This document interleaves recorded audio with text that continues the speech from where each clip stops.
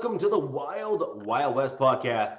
My name is Richie Ritchie of the MHRT Network. Over that away, you'll catch Jack Kenna representing your Las Vegas Raiders. And down below here, we've got DZ representing the Chargers. Alex will be back with us shortly, just working on a few things in terms of work commitments, sadly, that are conflicting with the pod, but he will be back to represent the Kansas City Chiefs here on the four-man panel that is the Wild Wild West podcast.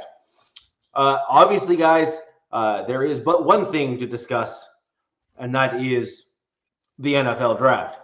Obviously, this is the time where we hope that our teams make the right moves in order to progress them in a forward direction. Because if you're not getting better, then you're getting worse, as the old adage goes.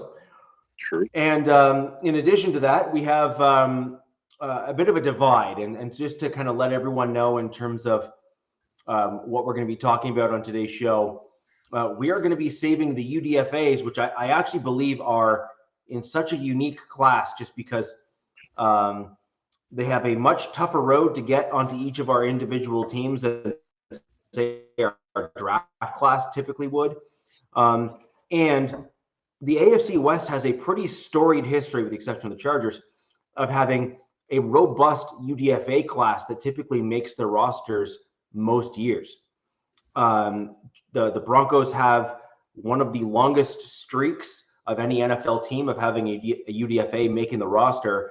Then we broke it for 1 year and then have continued the streak every year since. So it is a really unique AFC West tradition in terms of the fact that at least one or two solid UDFAs end up making it into our division. And also just a quirk, actually, my Denver Broncos of just having so many successful UDFAs enter in the league. I mean, one guy you may recognize from that list would be CJ Anderson. Who's a UDFA. And I mean, he's arguably probably one of the best running backs that the Broncos have had on our roster in recent memory, aside from TD, obviously. But, CJ Anderson is, the guy. He was certainly the guy that did most of the dirty work for us in terms of the run game, all the way through the success that we had there with the Broncos when Peyton Manning was here, right? So I just think that is an interesting observation there, just of my Denver Broncos and the rest of the division. Obviously, guys, let's jump right into it. We'll just go into each of your general thoughts, and then we'll go right into kind of player by player, round by round analysis and stuff, and go from there. DZ, start with you. Just general thoughts on the draft for you guys. Looking back at it and looking at all the guys they got, I thought it was a solid draft.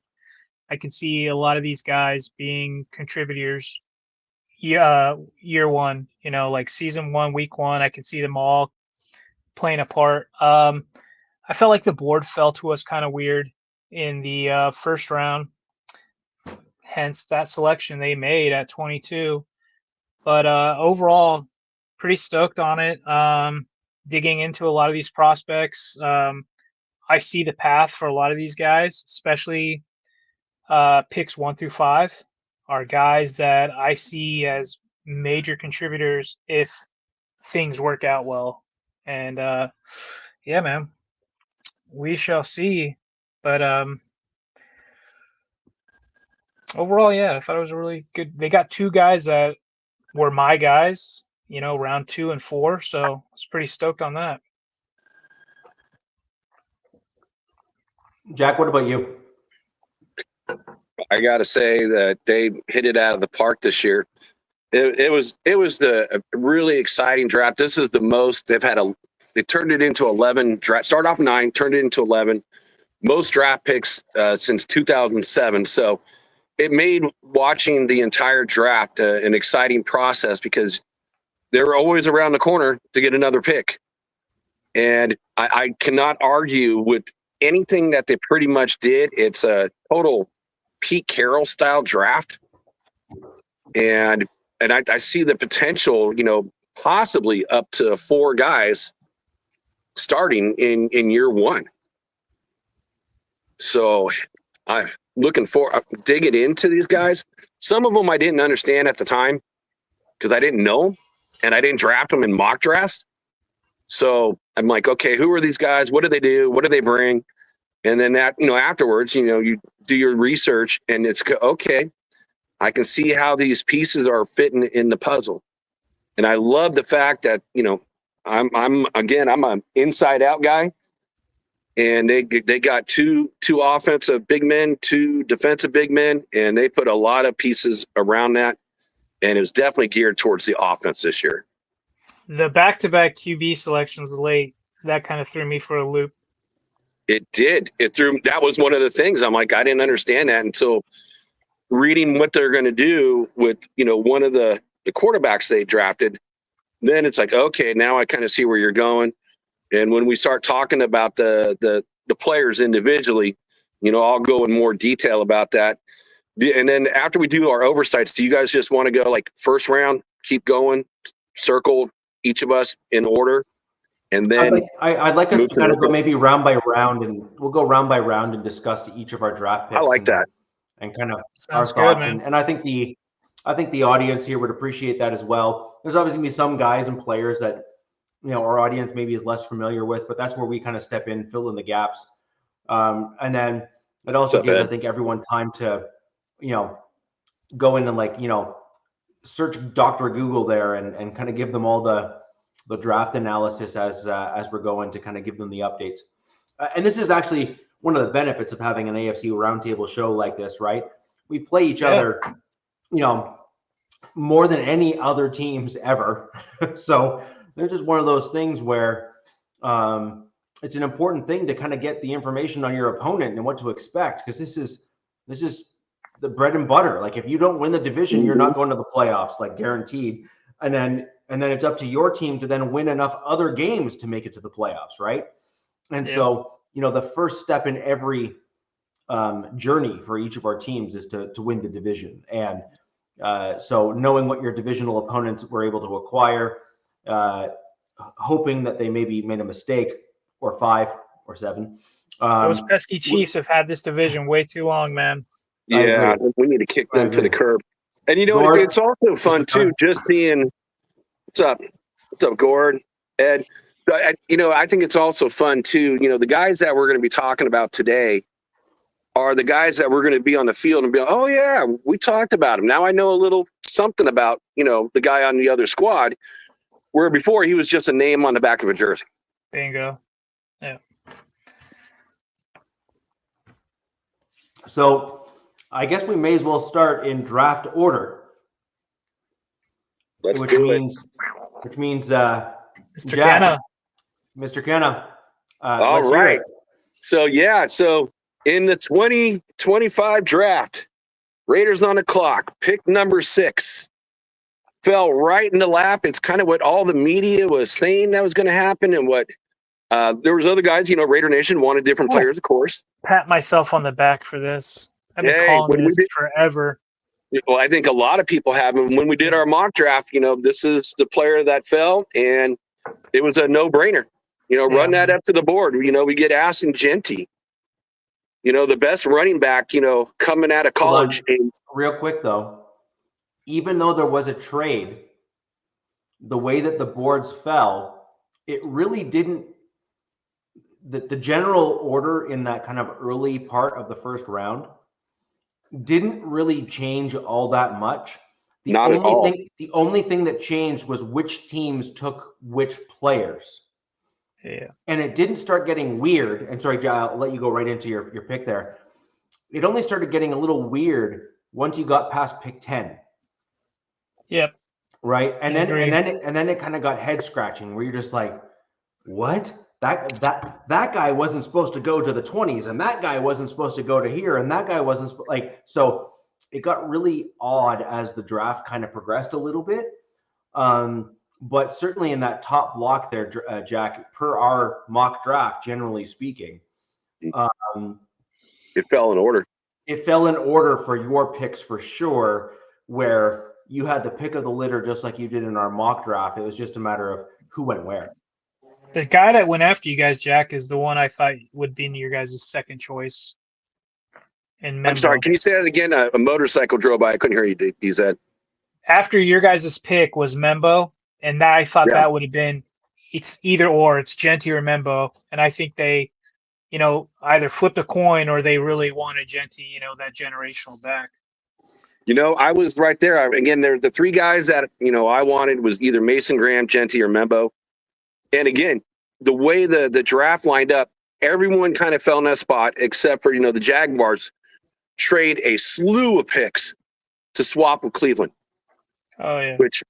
Which I'm like, wow, for a non-quarterback, that's a lot of capital. But again, it did still fall in that direction. But I was sitting on pins and needles, going, who is it going to be? Like what you just said, DZ.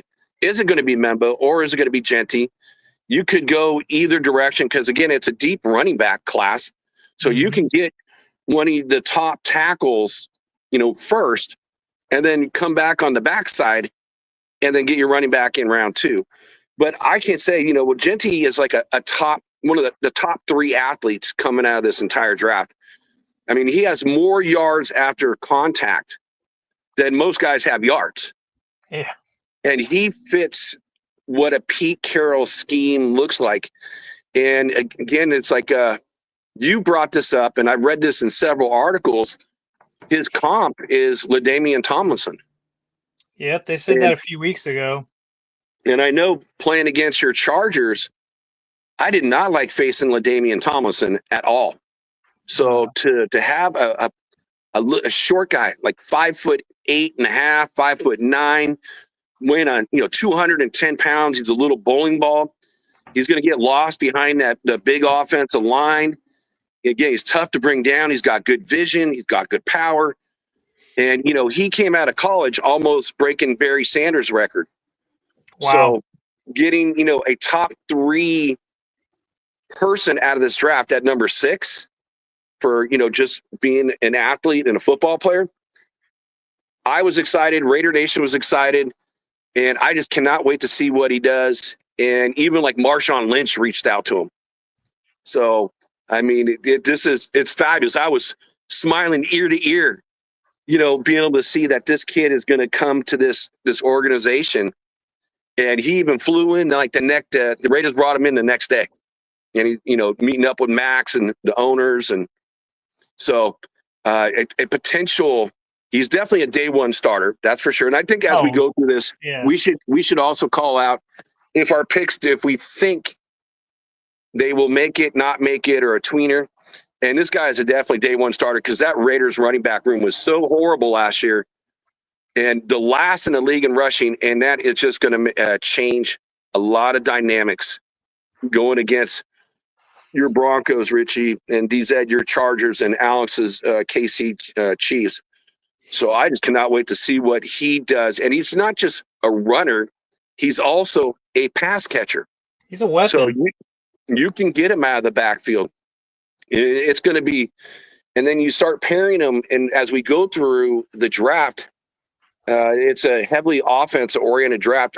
It's going to be a whole different ball of wax. The team only got, averaging like 19 points a game. I mean, what this kid's going to do is it's going to be absolutely phenomenal. And again, we talked about if you have a bad offensive line, you're not going to get to production like Saquon Barkley. But I will talk more about that later in the draft. Even Saquon still produced behind a pretty piss poor line in New York, and it just shows how he flourished in that that new Philadelphia offensive line. Oh yeah, when you got that type of line, you can see what he can do. He'll get you that instead of that 1,100 yards, he'll get you 2,000 yards. Hey, what's up, Cool Kev? But yeah, excited. It just purely excited. I love Josh Jacobs. I called him the 3rd best running back in Raider history. I think this kid has the potential to surpass Josh Jacobs and go against the 2 greats in Raider Nation history. I can definitely see it, man, especially with Pete Carroll at the helm. I can definitely see it. Yeah, Pete Carroll's a kind of a bit of an old school guy, which is actually what's currently winning in the NFL today, which is that old school trench style play. The interestingly enough, the Rams style offense, which was basically all offense and no defense, or the old KC way of doing things, which was all offense and no defense, isn't working as well as it once did, just because the defenses they've caught up. And so now it's up to the offensive side of the league to level up again. And it hasn't happened just yet where the offenses are kind of like dominating the defenses.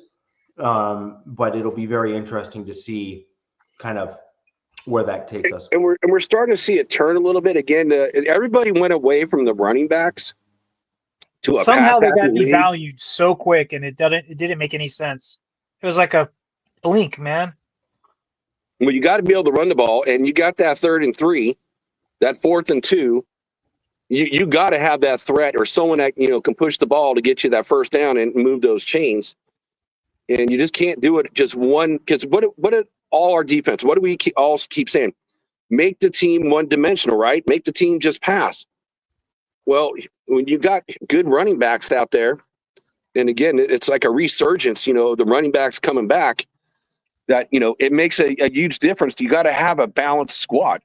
Yes, running backs don't last as long as like a wide receiver, but at the same time, you're paying that wide receiver a whole lot more money than you are paying a running back. Yeah, man. So A+ on that draft pick there. 100%. I give it an A+ as well. We'll quickly. Yeah, I think that is an immediate upgrade for your team, and it was in an area of your team that, from a value perspective in the draft, you desperately needed. Desperately. And you got a generational talent at that position. And as much as it pains me to say it, that's going to be a challenge for each of the teams in our division on a go-forward basis, which is just a fact, right? Like I think he's got the potential of being, one of those real problems for each of our teams. Very similar, and especially with Pete Carroll, right? Because Pete Carroll is a sharp guy, and he likes running the ball. He does. What happened? They kept him. Yeah. Did you pay this guy, Jack? Nope. No. So moving on to the Broncos pick there at 20. Pick 20. We a few surprises actually. Kenneth Grant was, in my opinion, the Broncos probably circled player, I believe. But he went at pick 13 to the Dolphins, which nobody expected. In fact, that surprised the hell out of me, man. In fact, I believe that everyone expected the Dolphins to take Jahdae Barron, and then the Broncos to likely get Kenneth Grant. So I actually think the Dolphins and Broncos were kind of slated to, almost pick swap, right? And I think this is exactly what we talked about in our mock draft show, guys, which was there is a shift in the NFL to look at what the Eagles and in some regards the Kansas City Chiefs have done in building the offensive and defensive lines. And the Eagles in particular have just basically stacked their defensive line with so much talent in the early rounds of the draft that they are going to be a problem for a very long time. I mean, Alabama and Georgia might as well just be the Eagles farm team, because that's all that A and G in Eagles really means something, because that's where their whole defense comes from. Right. But again, to your point though, it's not like they're picking from slouches of schools. No. Like these are schools that are always in the discussion. You know what I mean? Like SEC, they're always, baby. Always the top competition. Yeah. And so I think that makes a tremendous amount of sense. So anyways, with that in mind, what the Broncos ended up doing is, as a result of the way the draft board, in my opinion, kind of worked itself out, the Broncos ended up grabbing, and this is actually more of a a surprise pick because in some regards it's a luxury for the Broncos. Yep. Because Jaquan McMillan, he was a good player for us last year. Like, you have some dudes on that secondary already. Like they just, I would argue that McMillan would start on a good percentage of the NFL teams out there, like as in like for sure day one starter. Whereas the Broncos looked at it and said, the dude's there. We had a top 10 grade on him, and he's fallen to us at 20. It is an undeniably good pick for us to take. Now, it is no secret I am a trenches first. Like that is the way that I believe a football team needs to be built. Right. I believe I have a preponderance of evidence. If we're going to steal from the legal lingo that I'm familiar with and other members of our show are familiar with as well, there's a preponderance of evidence that is actually the correct way to build your football team, because over the last almost 10 years, we have seen teams that are built in that way win. So I think it's an important thing to kind of point out. But at some point, the draft, character combined with play on the field, combined with positional value, you just can't deny that pick being taken. The one thing I am surprised that the Broncos did not do is in the latter stages of the first round or early second round, look to try to trade Jaquan or McMillan rather. Can you move him over to slot? I mean like injuries happen. No, but that's the thing. Riley Moss, in my opinion, I don't believe is going to be moving away from the boundary corner opposite of Pat Surtain. I think Jahdae Barron is going to replace McMillan. So I think you're going to end up with Moss, Surtain, and then Jahdae Barron as your new starting kind of trio of cornerbacks. And that's a no-fly zone. That's a legit combination of corners. Like everyone keeps on kind of like crapping all over Riley Moss, but what they forget is he got hurt in a fluke injury last year, and when he went down, there was, if you look at the stats for the Denver Broncos in terms of the passing game, there is a line that's kind of drawn in the sand, which was Riley Moss there, Riley Moss not there. Like forget the games that we just outright lost because Surtain wasn't on the field. Let's just push those aside. There is a huge difference in terms of defensive play when Riley Moss was on the field versus not. Now, I think that this definitely is a major boost to the Broncos secondary. Like that's undeniable. Yeah, just a wee bit. My only concern with this is that this is a very 90s move, which is cornerbacks and wide receivers were all the rage in the 90s. Whereas you look at what early the 2000s as well. And early 2000s. But what you're seeing actually hold sustainable success in today's NFL is stout defensive lines and incredible offensive lines. Offensive lines basically can make average running backs look great. Yep. And they can protect really crappy quarterbacks to such an extent that they can actually look way better than they actually are. I think you need to look no further than Dak Prescott. The dude was behind an incredible offensive line in Dallas. And then as those offensive linemen started to fade away and then not be replaced with competent replacements in Dallas, because let's face it, Jerry Jones can't draft worth crap, is you saw Dak Prescott come back down to earth. And he went from being, the bee's knees there in Dallas to how fast can we get rid of the clown, right? And they can't, right? Because they paid him too much money and they can't offload him. So I think that makes it. I think when you look at the totality of what is required to win at the NFL level, it's clear that the offensive line play matters an incredible amount on the one side of the ball, and the defensive line success, both pressures, sacks, and quarterback hits as a combined overarching stat, and even hurries, like even quarterback hurries and stuff, they really matter. And we're seeing that time and time again in the NFL in terms of successes. So I think that. And Richie, I gotta give you this. I mean, you look again. We talk about the Eagles having a great defensive line, but what did they do last year? They drafted 2 corners with their first 2 picks. So I mean, you get that pressure up front, you get quality in the back. You're going to end up with a lot of turnovers. So I can see what they're doing. It's just, again, with the kid that, even the safety you got from the Niners, I mean. They made a strength even stronger, man. Like, they just made it, like, go nuclear, it seems. I think something about that Barron pick had to do with Will Johnson sliding, the cornerback out of Michigan, due to medicals on his knee.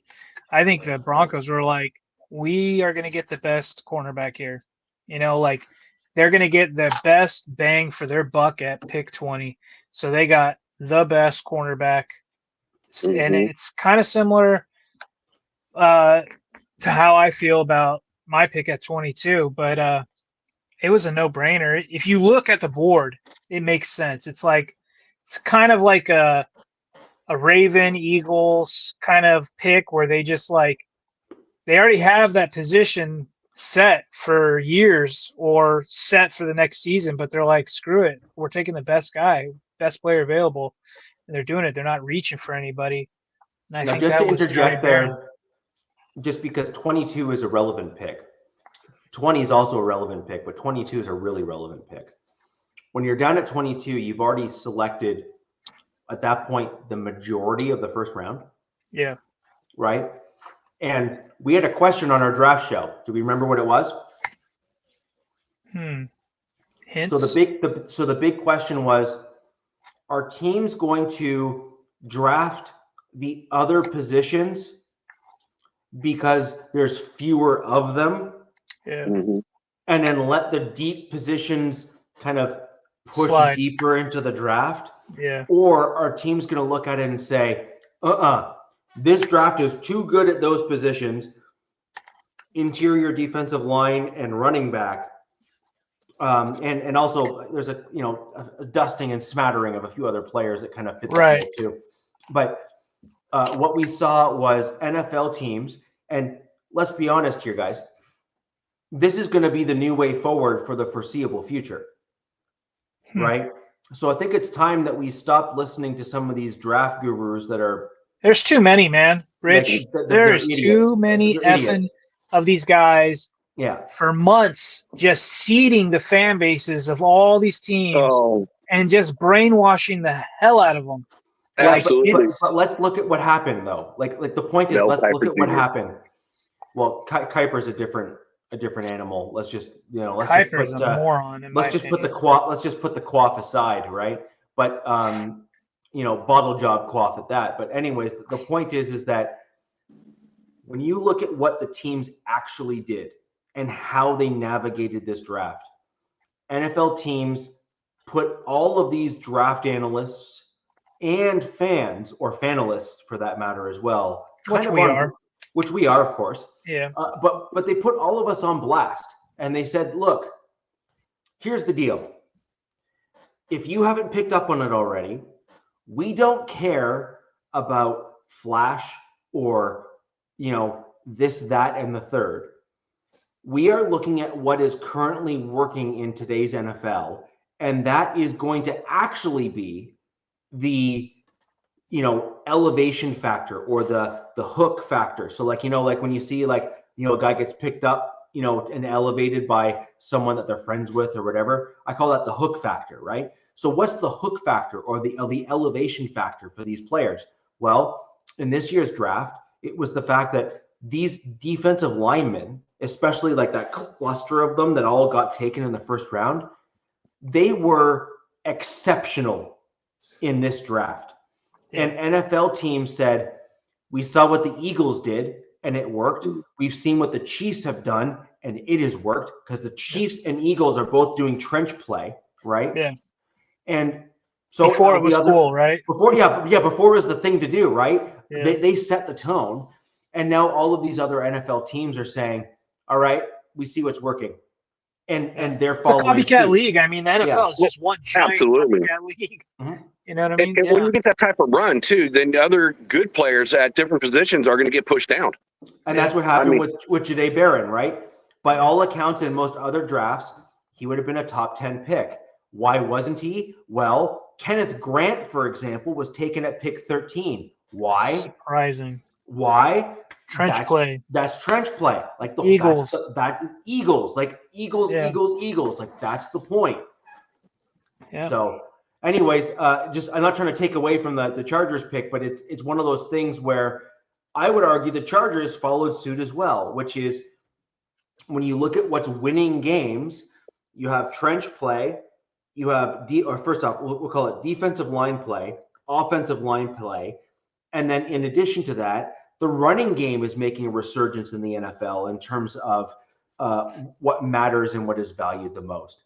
Yeah, man. So I would argue that Harbaugh is simply looking at the, what have you done for me lately league, and is simply saying, I agree. Yeah. And you guys got Alt last year, which basically took care of the two most critical positions to kind of lock down the outer edges of your team and the offensive line. Yeah. And so I of course you took Hampton. Why wouldn't you? So I guess that's the Chargers. Talk about the Chargers pick at pick 22.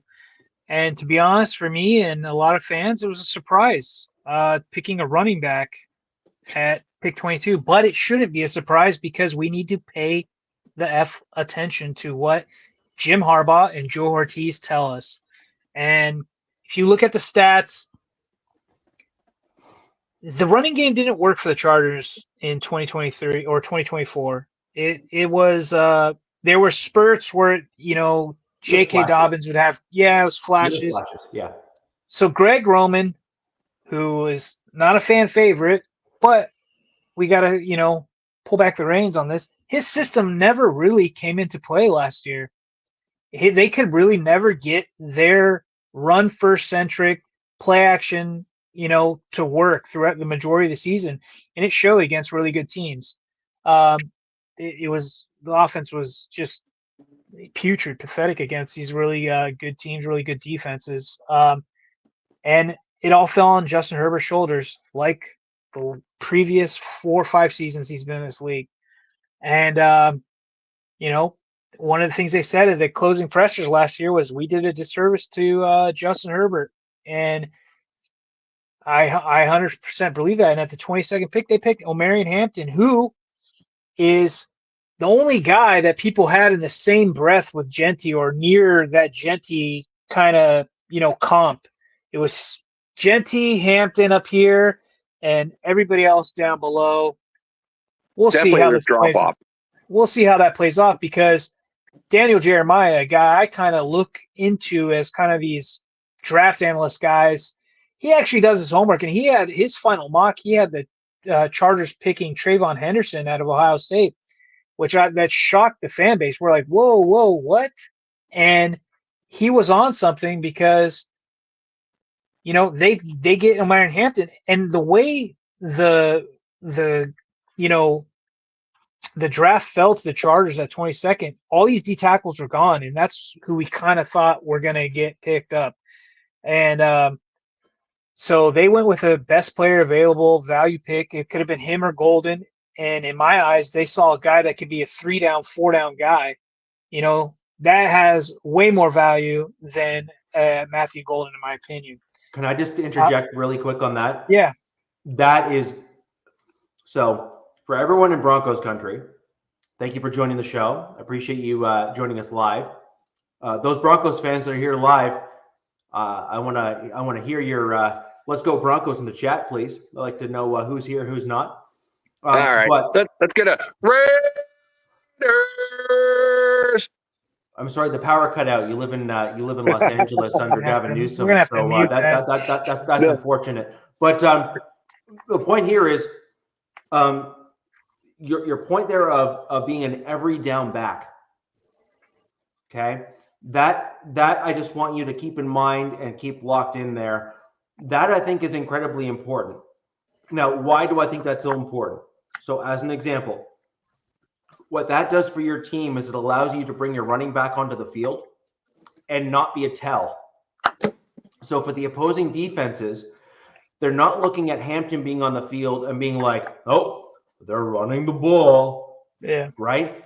And then on the flip side, like if you bring on a pass catching style tight end or like a tight end who's basically only a pass catcher and not a blocker, you're not having to then change up your running back to make sure that you're, in the right mode, right? You just simply leave Hampton on the field and be like, just do you. Yeah, right? he's a total 3-down back. Yeah. So anyway, he can pass catch think as that's well. important. No, I'm not even discounting that, but my point is that he has the ability to be that every down back and be that Swiss Army knife in the running back position as well. And so the point is that unlike a lot of other backs that come out of the draft, one of the reasons why he and Genty, obviously the two other guys here, like you guys both drafted like the 3-down Swiss Army knife backs in this draft, like the guaranteed, just put them on the field, and unless they tap out, they stay on, basically is the thing, right? And so I think that's a big deal. I think that's a huge deal for you guys because it allows you to play a certain style of offense, which does not tip your hand to your opponent. And as your opponent, I hate it. I mean, we'll see. This is a guy. I mean, I get that. Yeah, and that I would love to see this happen. This is a 6 foot, 220-pound guy who ran the 4.46. He's big. He's fast. I mean, and that offensive line is being built up.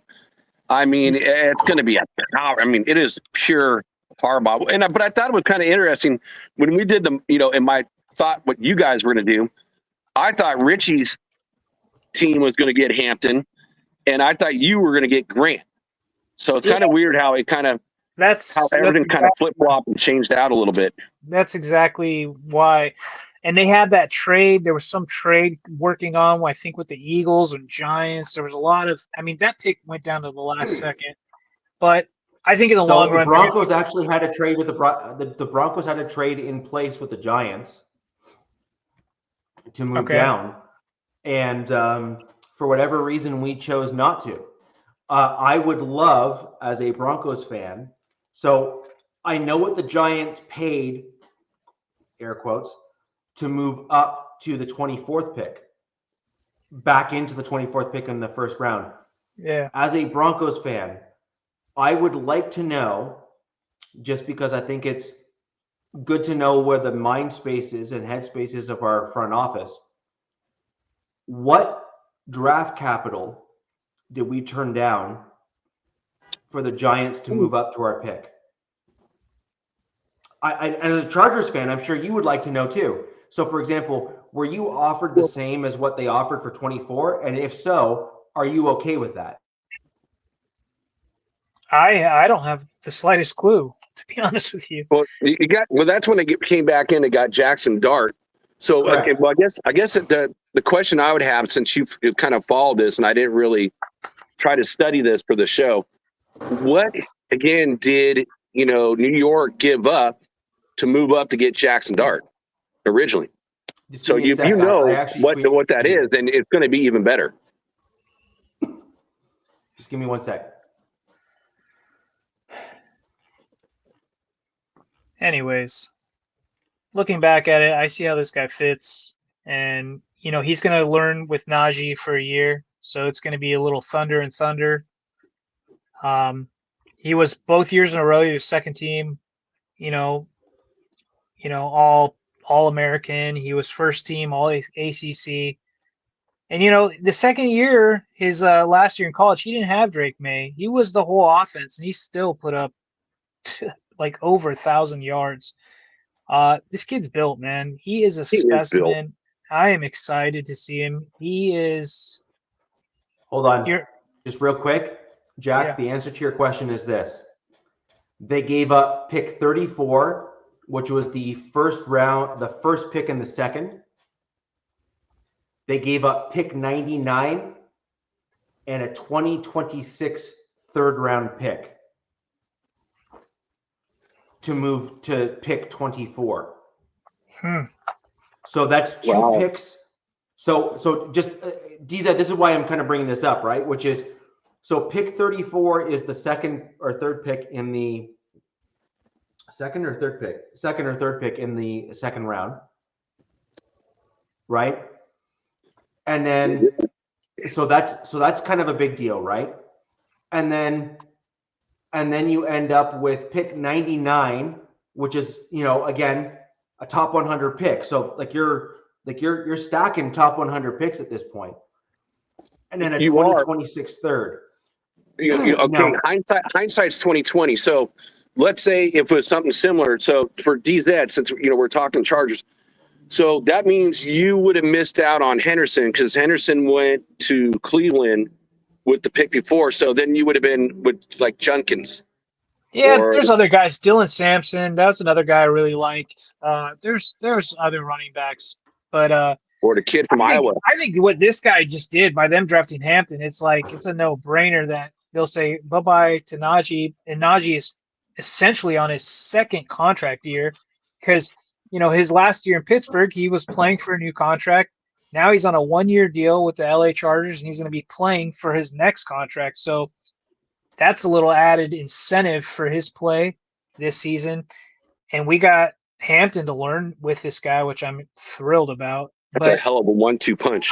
I do have some downsides about him. There is some down stuff about him. He's not an elusive guy. He's not a cut guy, bounce it to the outside guy. He doesn't have like long speed. He will get caught, you know, down the field. But I don't think that bothers Jim and whatever. But one thing I did notice is, because I wasn't familiar with North Carolina, is their offensive line played a zone blocking scheme, which he didn't have to be patient, right? So they, you know, set, hike the ball, boom, hit a gap. Well, the Chargers last year implemented a run gap scheme, which those running backs need to be slightly a little bit more patient before they make their, you know, their cuts or pick their holes, which they go, because you have pulling guards.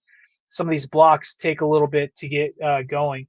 So that's going to be a learning curve for him coming into this system, but I don't see it being a huge deal. We'll see, though. I gotta say, all I like all the picks so far. I know it's the first round, so of course we're gonna like them all. But I think, you know, Hampton, he could be a very special player. I mean, he's big, he's strong. He may not be able to break it, but he's got some like Josh Jacobs written all over him. He's gonna make a guy miss, and he's gonna make, you know, break. What they want to do is just. I think one of his comps is Ramondre Stevenson, which I can see that, especially when Ramondre was doing really good in New England. One thing I think is they just want they want the time of possession. They want to take over games at the time of possession. They want to run the clock out. They would just want to go with this, you know, kind of this old school, you know, time of possession game, run the ball, you know, if you want to stack the boxes, stack the boxes, you know.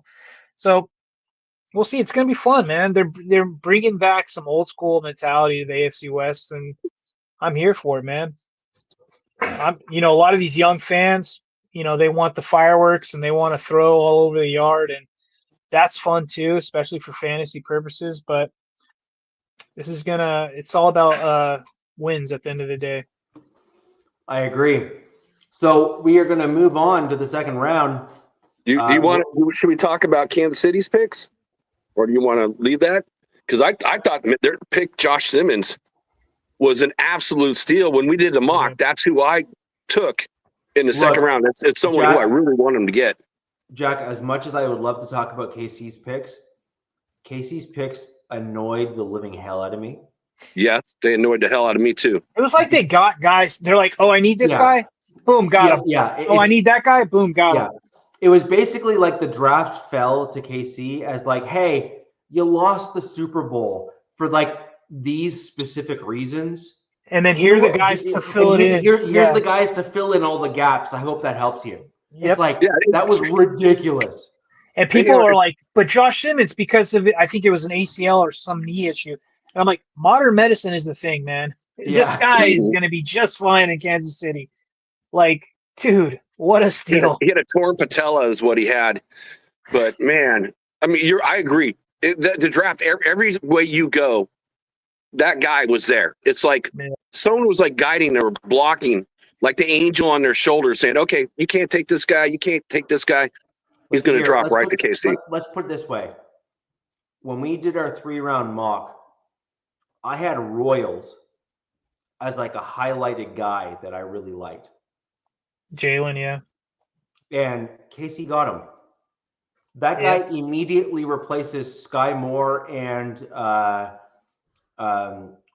fourth round, man. Pick 133. Got him in the fourth. They got him in the fourth. That guy is like like literally my projection is that guy is going to start for them. So like this is like everything about the KC draft. Like Alex has got to be just like over the moon. I will say though, with KC's draft, their third and fourth round guy, or no, there are 2 third rounds. I apologize. I didn't know they had 2 third. I know nothing about these guys, like at all. And I'm sure I know Noah Williams, since I'm a Northern California guy. Noah Williams, he's a good cornerback. Cal, yeah, he's a Cal guy. Okay.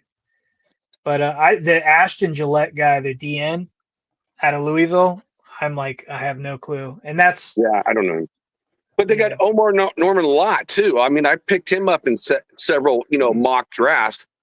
Yeah. It's just crazy. It's like guys I was taking in mock drafts, and I also like their 5th round pick in Jeffrey Bassett, linebacker. I think that Norman Lott guy's going to be. He's a projected pass rush D tackle, right? Anybody? Yeah. Yes. And the Jalen Royals guy, especially in that system, geez Louises. I'm not a fan. I'm just not a fan because you got speed and you got a guy that has a big arm, and Kansas City prioritizes their trenches. They prioritize the offensive line and they prioritize the defensive line. I hope he buys a Ferrari. Please buy a Ferrari. Buy a Ferrari. Just do something stupid, man. Yeah. So, I mean, that's kidding. Like a little recap of the KC picks, but either way, like my general consensus on KC is, if I'm going to be honest, much like our entire division, I actually think that our entire division drafted exceptionally well. Yep. I mean, I just think they exceptionally well. Everybody kept parroting like, "Oh my God, the Raiders knocked it out of the park," and then people were like, "Did you not see the rest of the division?" And it's like they're like, "Oh my God, the Broncos," and everybody's like, "The rest of the division did." It was just this whole back and forth throughout on social media, and the AFC West is. Right. And I picked up on that on draft night where I kind of went and I said to my fiance, I was like, the division all drafted well, and I'm not a fan. Yeah. And by the way, my fiance has the greatest name for draft night. It's called Pick Your Favorite Player Day. Pick Your Favorite Player Day. I love that name. I really do. I mean, it's essentially what it is. I know it is. It is such a great name for the draft. Jack, you have another Jack that's going to come into the show and bolster your Raiders 2nd round draft pick and give some additional insight. Who's also a Jack? Show.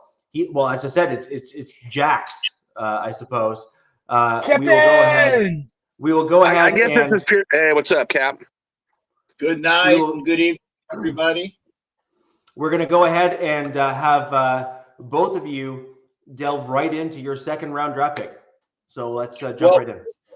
Before I go there, I can only stay on for about at most 15 to 20 minutes because I got to do another show at the top of the hour. But I want to say thanks for letting me on, gentlemen.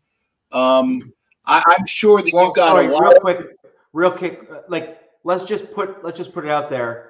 Captain Jack was at the draft and made multiple TV appearances. Oh. So can we give a round of applause for the famous member of the panel? I was like, I know that guy. I know that dirty pirate. Hey, Cap, did you see the picture I sent you? You at the draft? I've seen a lot of from everybody.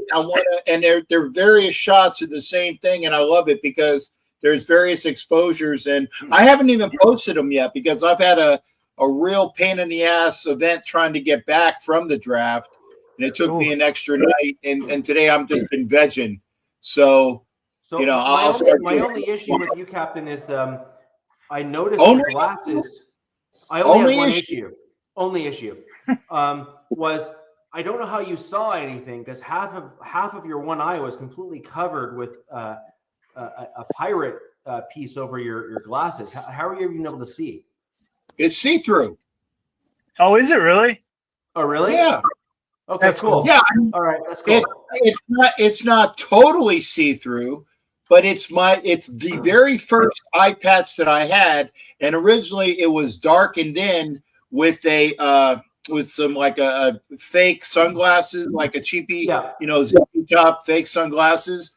But I lost it, and then I found it again, and I also tried to put on like a strap, which was really a pain in my ass. So what I did was I found the glasses, which I think I've been on the show with, which was the Ricky, Ricky, what's his name, glasses, right?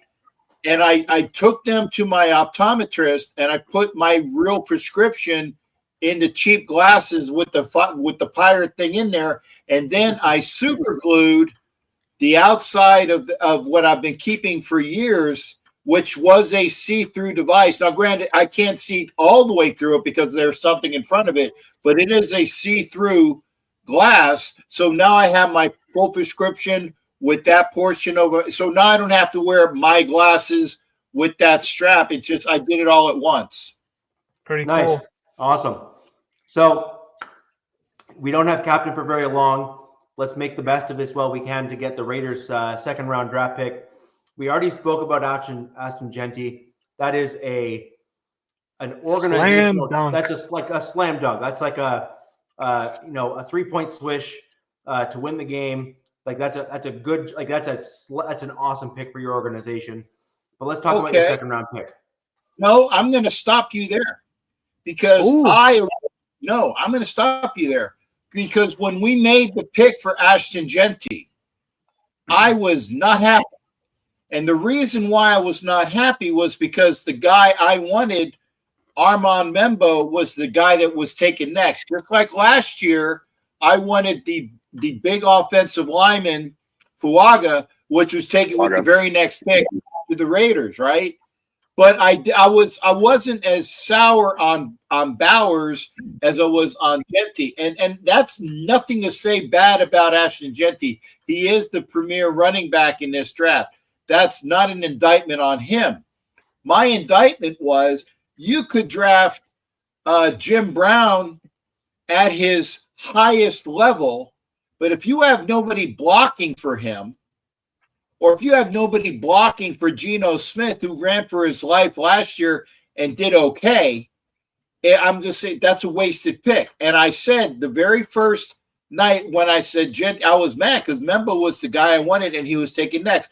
And I said, I'm not bastardizing the Genty pick. I said, but if the Raiders do not take care of putting great offensive linemen in this draft in front of him, it's a wasted pick. Now, what I saw, going round by round, Jet. We're going round by round. We're doing all first round, second rounds. Well, but I'm playing some catch up. He's playing some catch up. So I actually agree with Jack's. I agree. I agree with your approach because you have a similar approach to, or look, we've done this enough times, Jack. Like Jack, you and I have been doing this for long enough together, even where you already know my feeling, which is an offensive line blocking for an average running back can make them look excellent, whereas an excellent running back behind an average offensive line can actually look subpar. And I think that's basically what your approach is there, or at least your mental mindset, which I agree. I completely agree with, like, 100%. That being said, I think that your team has enough cap space, both this year carried over into next, as well as next year, as well as your draft next year, if I'm going to be honest, where I think that you're going to be able to do what you want to do there and take what I believe is about a 9 or 10 win Raiders team this year, which you and I have. I've messaged both you and Jack that's where I'm pegging your team this year. Which I'm a Broncos fan. I hate the fact that I said that out loud, but nonetheless, I agree with it because I actually think that you have a high level of competency within your organization now, which I wish you didn't, because it makes our lives as the rest of the AFC West better if you don't. but I think you've done so well this offseason with coaching, draft picks, and also like just righting the ship, pun intended, now that we have Captain Jack on board here. I like and I really think I truly believe that the Raiders have literally started to steer in the correct course with the ownership group additions of Tom Brady, with Davis taking a step back and letting the football people kind of do football things, drafting well, bringing in Pete Carroll, bringing in Genty as a bell cow running back. These are all things that are scary as an AFC West opponent of the Raiders, because those are all things that we knew you needed to do, but we knew you would never do under former regime, but you've kind of completely changed course, and it's not good for us. My 5 seconds, Jack, Yeah. let me rebuttal to Captain Jack real quick. You got Genty for 5 years. You got time to build around him, and Genties aren't growing on trees. So No. to me, it was a no-brainer. They had the chance to grab a generational running back, get him while you got him. Look, maybe he struggles this year against, some elite D line. I'm gonna say D said you're wrong now too, because the reason why I said it, said I was mad at the pick. I said unless the Raiders figure out what to do with their offensive line. Okay. And again, I hear what you're saying. I'm not saying that we're going to have the wall of stone where you have 5 Hall of Famers in the offensive line like the Raiders did in the 70s. Look it up. They actually had 5, their entire line from left tackle to right tackle were Hall of Famers. Okay. But what they did is that they drafted Genty, and I'm going to skip around a bit only because and I love round 2. Love the cornerback pick. That was another pick that the Raiders needed because they needed to find somebody. I want you to talk. I want you to start off on it, for round 2. But I do want to say this. I was more upset last year when we didn't get Fuaga and we took Brock Bowers. It took me a day to digest that because we drafted Michael Mayers, and I'm a Notre Dame guy. And we drafted him. We traded up in the second round to get him. So to get him, I'm like, we're just duplicating. And Fuaga is there, which he was the best right tackle out in the draft. So this year, seeing that, and then but Bowers is generational, and seeing that he's a potential generational. He's a top 3 person in this draft in reality. So getting him and knowing that we have so many picks that we can look at it later. So again, you just came on the show and you missed it. Again, we talked about briefly the Kansas City offense alignment, which the week before, I'm like, okay, that's from Ohio State. That's the kid I want in round 2. So I just had to like kind of battle back a little bit on that one. But yeah, talk about the third Jack in the room about Jack Besh. Well, before we get there, because I only got a couple minutes, okay? Are we talking about the cornerback that we needed? No, we're talking round 2. Second round pick. The wide receiver. Second round pick. Okay, generational. Okay, and I disagree again. I said last year I said okay, I'll take the hit because I knew how awesome Brock Bowers was. I knew that was they got the BPA best player period offensively. And in my mind, should have won, the rookie of the year. Rookie of the year. Yep. I think so. And yes, I am biased, but if you look at what he did, okay, the quarterback gets it because he touches the ball every second, but still, Brock Bowers was there. But Besh, and I'm not sure how to pronounce his name. Besh. I think it's Besh. Okay.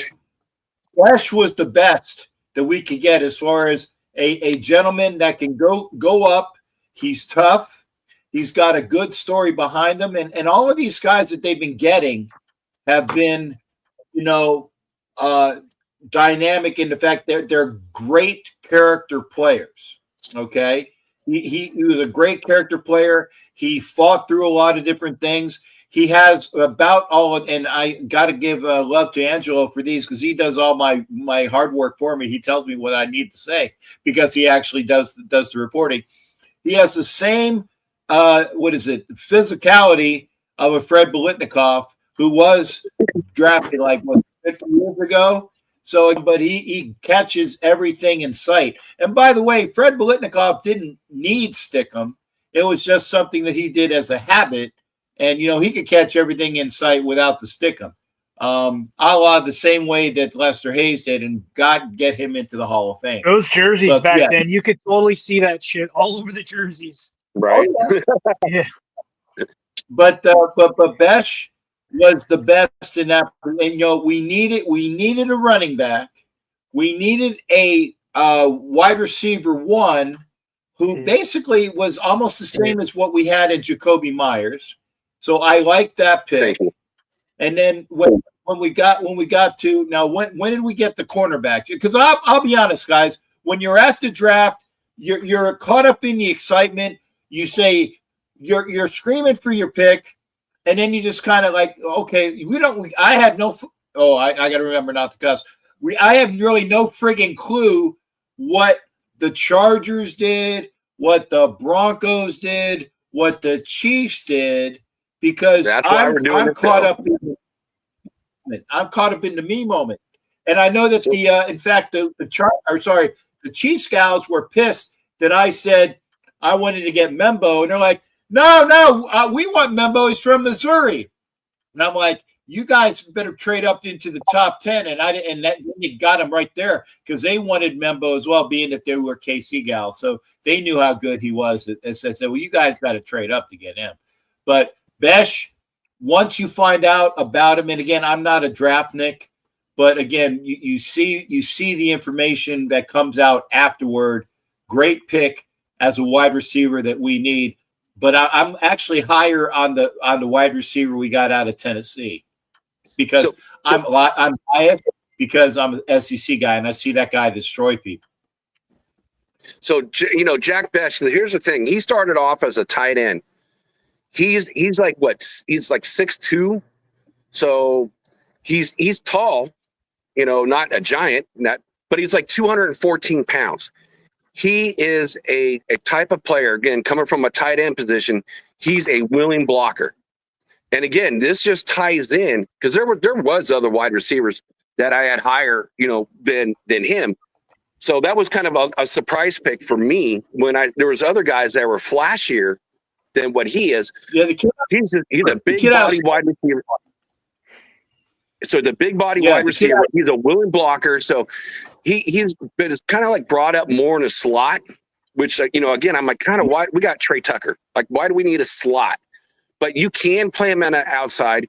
And if you look at it, he dropped one ball all last year. So, yes, Cap, that was right on the money. Myers has a 0% Jacoby Myers. He's like he's very similar height. He's a bigger body receiver. Way to help out your quarterback, man. He's not going to blow you away with the speed or anything like that. He's got good enough route running, and if you can get the ball to him, which Gino was one of the most accurate passers, and you got two Jacoby Myers. Oh, I'm loving that pick. I definitely see him as, again, we talk guys. We're going to say if we want our guy, you think they're going to be a starter? Yeah, I think he's going to be a starter. And I just wonder how much Tucker's going to have to kind of switch it up a little bit. But when you look at, then you got Bowers, you got Michael Mayers, then you got Jack Besh, and then you got Myers. All those guys are willing blockers out there. So it's kind of fitting the flow of what, this team wants to do with their first pick in the way of Genty, and they want to, run the damn rock. I agree. And that is Pete Carroll's MO. Pete Carroll's MO is run and open and basically force the other team to try to crowd the box to then allow you to throw the ball. And ultimately what you end up doing with that play style, now it works better in Denver just because of the thin air. It's just like a natural advantage that actually exists in Mile High at the altitude. But it exists everywhere, is wearing down the opposing defense through running the football is definitely a winning strategy if you can do it. We saw the Eagles do it almost the entire year last year with just enormous individuals on their offensive line, moving guys out of the way and allowing Saquon Barkley to be almost historic in the amount of runs and rushing yards that he had in the NFL last year, right? Welcome to LA, Mekhi Becton. Right. And so now you have the Raiders that are on track now through several different draft picks, which we will get to a little bit later as well as your first round draft pick, who is likely slated to be your Marshawn Lynch on the offensive side of the ball. Like, these are all chess moves by your team, which is like, guys like Genty don't grow on trees. We need to build the offensive line, and I think the Raiders fully understand that, because this is a different NFL than when Pete Carroll played in it. And I think he is, like, let's put it this way.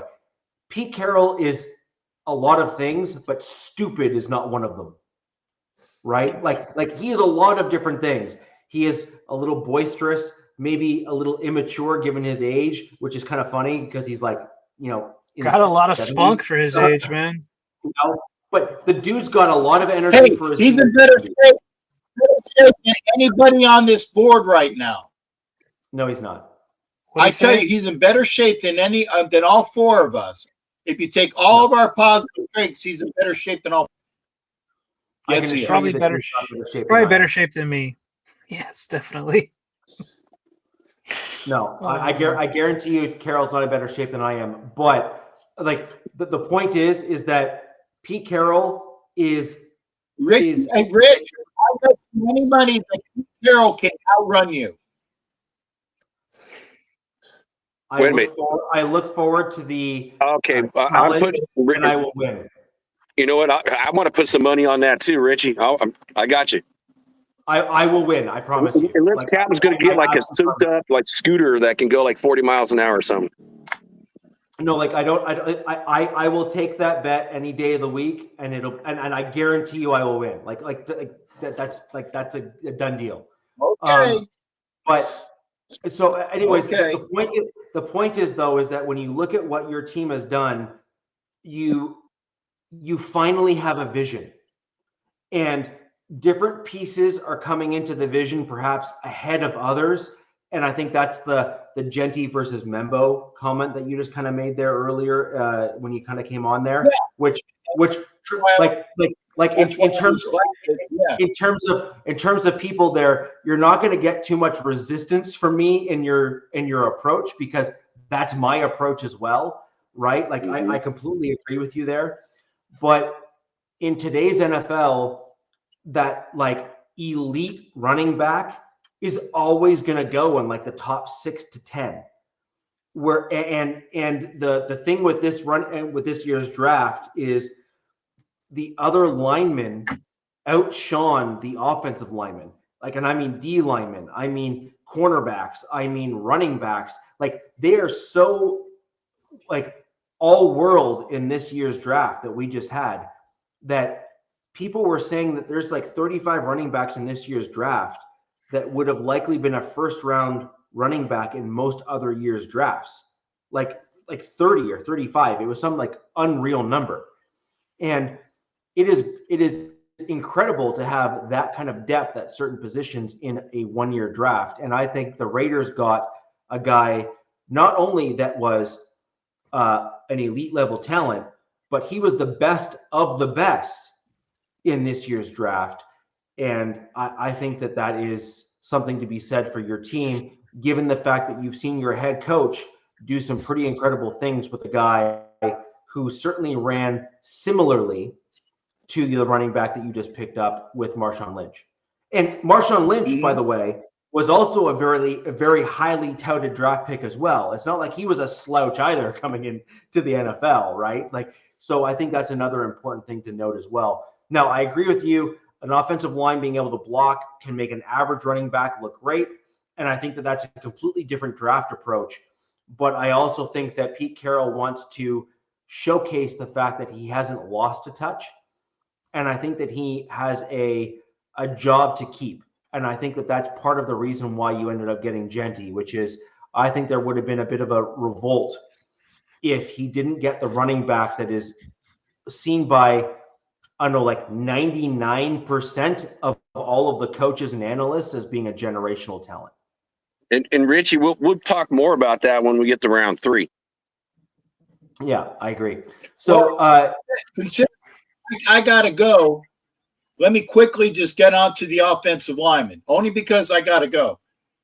What my envisionment was that the Raiders needed to get the offensive lineman, and this is just quick because I'm just saying they got quality, big bruising boys, beat the triple Bs with the 2 gentlemen that they drafted, and their names escape me.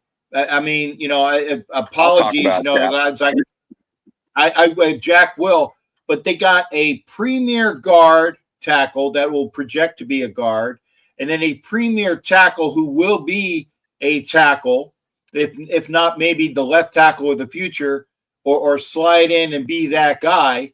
And that just bodes well, because within the last 2 drafts, we've got the center that we have now, the right tackle that we have now, which will stay in those positions, a guard and a tackle, which can slide in and be on that line. And it might spell the end of these other guys that are on the team now that might not be there. So, what's the future of Mumford? What's the future of Parham, our offensive lineman? Cap is on a 1-year lease. So, we'll see where he goes. But the Raiders offensive line-wise have gotten a lot better, and they need to, in order to keep Geno upright and block and do the blocking, the big boys up front for the runs that we're going to have. Just like Richie was saying, run the friggin' ball down their throats. And then when they come in, suck up to get the run, that's when you go over the top. And that's why quickly, I like Besh, but I like Thornton because I've seen what he can do as a speedster. And I know we're going out of order here, but I got to get out. Round pick, Thornton. Yeah, I believe 5th. He's the speedster out of Tennessee, runs a 4.33 at 6'5". Jack was talking about Tucker. Tucker's probably going to be relegated to a special teams guy or slot extra, because you got a guy who's built like a truck, kind of like a DK Metcalf, a guy that big, that strong, and that fast that can catch the ball, and that's going to be the guy. And with that, gentlemen, and I appreciate you letting me come on. I know you guys got this. I'm very happy with our pick, and I'm glad that the Raiders did pick the offensive lineman, which I alluded to, that they picked the cornerback. We didn't even talk about him because they needed a corner. They needed wide receivers. They got 2 of them. And, for all you people that are poo-pooing, well, the Raiders needed a quarterback. I like what we got at quarterback, and I even like the undrafted free agent out of UNLV. So if you're talking about the future, I'm good to go there. But I'm sure that Jack has the floor on that. Richie, thank you for letting me in. DZ, always good seeing you, brother. Jack Kenna, good to see you, my brother. Sir? I said, good to see you, my brother. You got it. Hey, you guys take care. I'm sorry I got to slide out before I'm late. So we just briefly spoke there about Jack Besh. Obviously, he is your 2nd round at the 58th pick, wide receiver, a willing blocker at the tight end position. Well, he's a wide receiver, tight end converted to wide receiver, kind of slot, bigger wide receiver. Well, again, willing blocker and great hands. At 6'2", I would say he is not necessarily a massive wide receiver. Like if he was that 6'4", 2 whatever, then sure, I would agree with you there. But 6'2", I think it was an inevitable change that he had to go to wide receiver from tight end because he just wasn't. Yeah, he's not big enough. He's not big enough. He wasn't big enough at 214 pounds. He definitely wasn't big enough. So he had to slide out. Yeah, 100%. So I mean, ultimately, that was a pretty good pickup for you guys. He was a guy that I actually had brought up, if I'm not mistaken, as a fringe guy for the Broncos at some point. But he was always someone that was looking and slated to be taken within the first 2 rounds of the draft, and you guys got him, so good for you.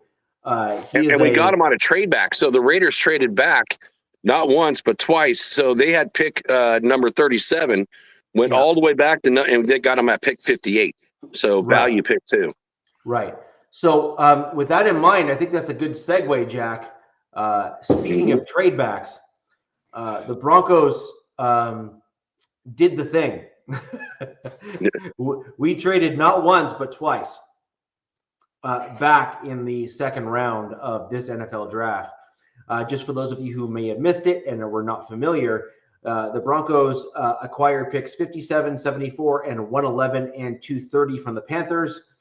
And then we gave up 51, 85, 122, and 208. So we basically took all of our picks and flipped them to better picks in the later rounds for 3 consecutive picks, which is a pretty solid trade when you're looking to trade back in the second round. So I'm certainly not upset by that as a trade back.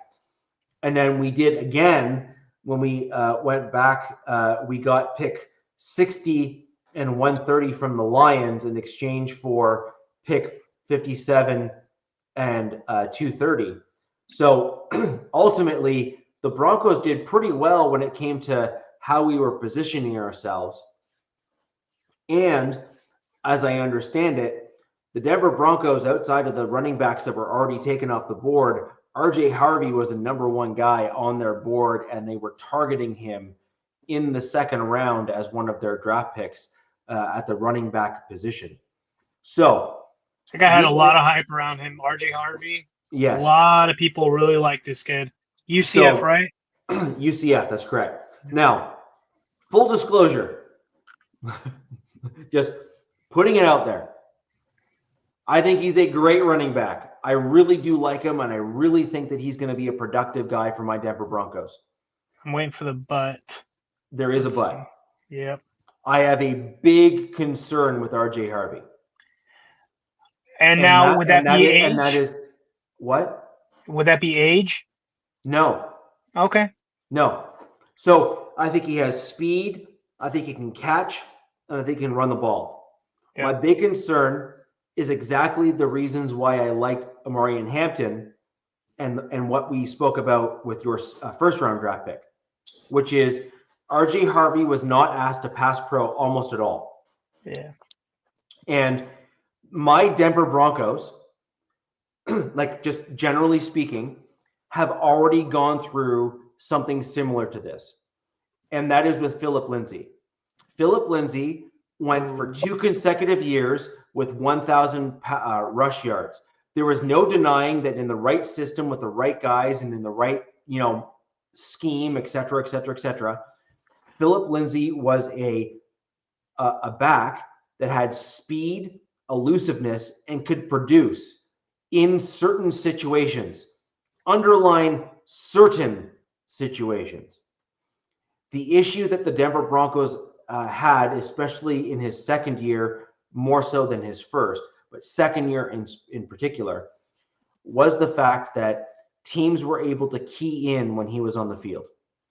And the reason for that is that while he made valiant efforts to pass protect, he had 2 problems. 1, he whiffed on a lot of blocks, and 2, he got run over a lot. Why?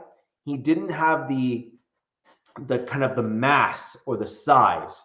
Well, that's kind of weird that you say that, because believe it or not, Austin Eckler, little mini me, he was excellent pass blocker. So, but he was pound for pound probably one of the strongest running backs in the league for a little while. So it could have been a lower body thing with Lindsey. But I'll say I have to believe pass blocking is not easy for most running backs. It's not, but this is why you need to draft the right guys for the right position. John Mack, just as an FYI, I spent most of my day outside lifting very heavy trees off my property that fell as a result of the ice storm. I don't eat caramel corn. I'm eating air pop popcorn. which is one of the healthiest snacks you can possibly eat. And on top of that, at my peak, I was running an under 5-minute mile at 245 pounds. And it takes a long time for that to dissipate. So we'll just leave it there. With regards to RJ Harvey, I agree. Pass pro for most running backs is extremely difficult.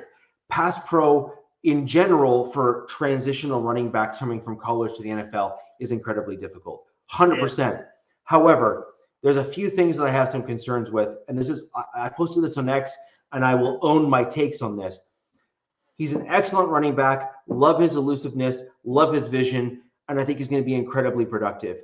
My concern is the potential tells, which, and what I mean by that is at 5'8", is he going to be able to hold his own when it comes to pass protection against much bigger, stronger guys like defensive ends and linebackers who are, say, 6'2" and 240 or 250 pounds, or defensive ends who are 6'4" and 295 pounds, coming against a 5'8", 214, 220 pound running back.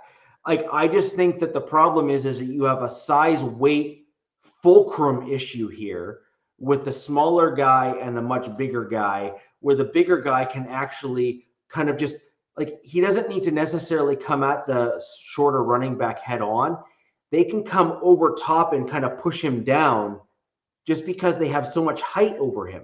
He better get low, man. I'll tell you that. He better get. Yeah, he's already low. He's like Genty. They're both like the same height, almost the same weight. Right. And I am totally okay if I'm totally wrong, right? I would love to be wrong. In fact, I would love nothing more but to be wrong. However, like, let's put it this way. We spoke about CJ Anderson, right, earlier in the podcast and stuff when we were talking about like running backs and all that kind of stuff. So CJ Anderson was 5'9", but he was 230 pounds. Okay. That's a bowling ball. Okay. The dude is just jacked, right? He is short and just jacked. And that guy can hold up to a 230 pound linebacker. Why? Because he could take the dude out the knees and basically send him off the field. He's already going to be lower than that linebacker being smaller, and he's just thick. He's the same weight. He's got much better and lower center of gravity and can hold his own because of literally the same weight. Like he's going pound for pound against like a good percentage of linebackers. The problem with RJ Harvey is that he's sub 220 and sub 6 foot. So he's got lower center of gravity and he's got a lower weight. And my concern is those two things may come back to bite him. The other concern that I have with RJ Harvey, and it's not necessarily a concern because RJ Harvey is a better running back than the other ones we have on our roster, is Jaleel McLaughlin as well as Ben Watson. They're basically the same type of running back as RJ Harvey. So one or both of those guys are going to need to go for our roster because there's no sense in keeping limited running. Like one of the three are going to stay. And I think those other two are gone as a result of us drafting RJ Harvey. I was actually really, kind of shocked. I really didn't know much about this kid. Again, doing all the mock drafts that I've done, when you have the bigger running backs, like you got the running back from Iowa, you got, Scadaboo out there. I was thinking at Hampton for you in round one. I was thinking that Denver was definitely going to go with a big running back. That power, because, watching a lot of the shows with the Broncos, it's like no one really liked Estime all that much, and he's kind of been the power back. And if you're looking to replace him, I was thinking, a natural power back like that would have been the fit. But I can also see Sean Payton, if with this kid, it's like they're not giving me any stats on my iPad, really. But I'm like, is he like a big pass catcher out of the backfield? He's trying to get like a Kamara? No, he's got great hands and he runs the ball really well. So he does all of the other things very well. I'm not knocking the kid unilaterally. I'm simply saying that there are natural disadvantages to being a height-size combination. It's just a fact. Like, there's a reason why just because you're really good at basketball if you're sub 6 foot, you're screwed. Right? Like, it's just a fact. Like, you're done. And there's and like the other thing is, like, for example, like an offensive lineman, you can be a left tackle and be really good. But guess what? If you're like sub 6'4", you're done. Why? You just don't have long enough arms to keep guys at bay. Like, it's just a fact. Like, there's certain things that are just, factual things that are important. And the challenge is that when you're short, like really short, and don't have weight as a counter to the height differential, you're putting yourself at a little bit of at a disadvantage. That doesn't mean that he can't learn leverage techniques. That doesn't mean that he can't do certain things to help counter that. That doesn't mean that he can't build muscle and even mass in order to counter that. But the point is, I'm only as good as the information I have before me. And what I have before me was his height and weight at the combine. And is he a day one starter? Yes. I would think so. Yes. Yeah. He takes over for Jaleel McLaughlin. He takes over for potentially even Estime. And then the question then becomes, how do we then shimmy shake things around to make that all fit? So anyways, that's our round 2 pick, RJ Harvey. Despite my critiques, I actually like the pick. I think that he definitely is a dude that steps in and steps in as the. I like the pick a lot too, man. He's basically the starter unless he proves otherwise. I'm not excited about it. But my concern is I liked a couple other guys a little bit more than RJ Harvey at that pick. Are you just saying different positions or at the same position? Same position. Yeah, me too. Same position. I've been very clear. The Broncos running back room needed to be overhauled. They were the problem. After last season's stats, that's, and especially with that O-line, definitely needed some new. Right.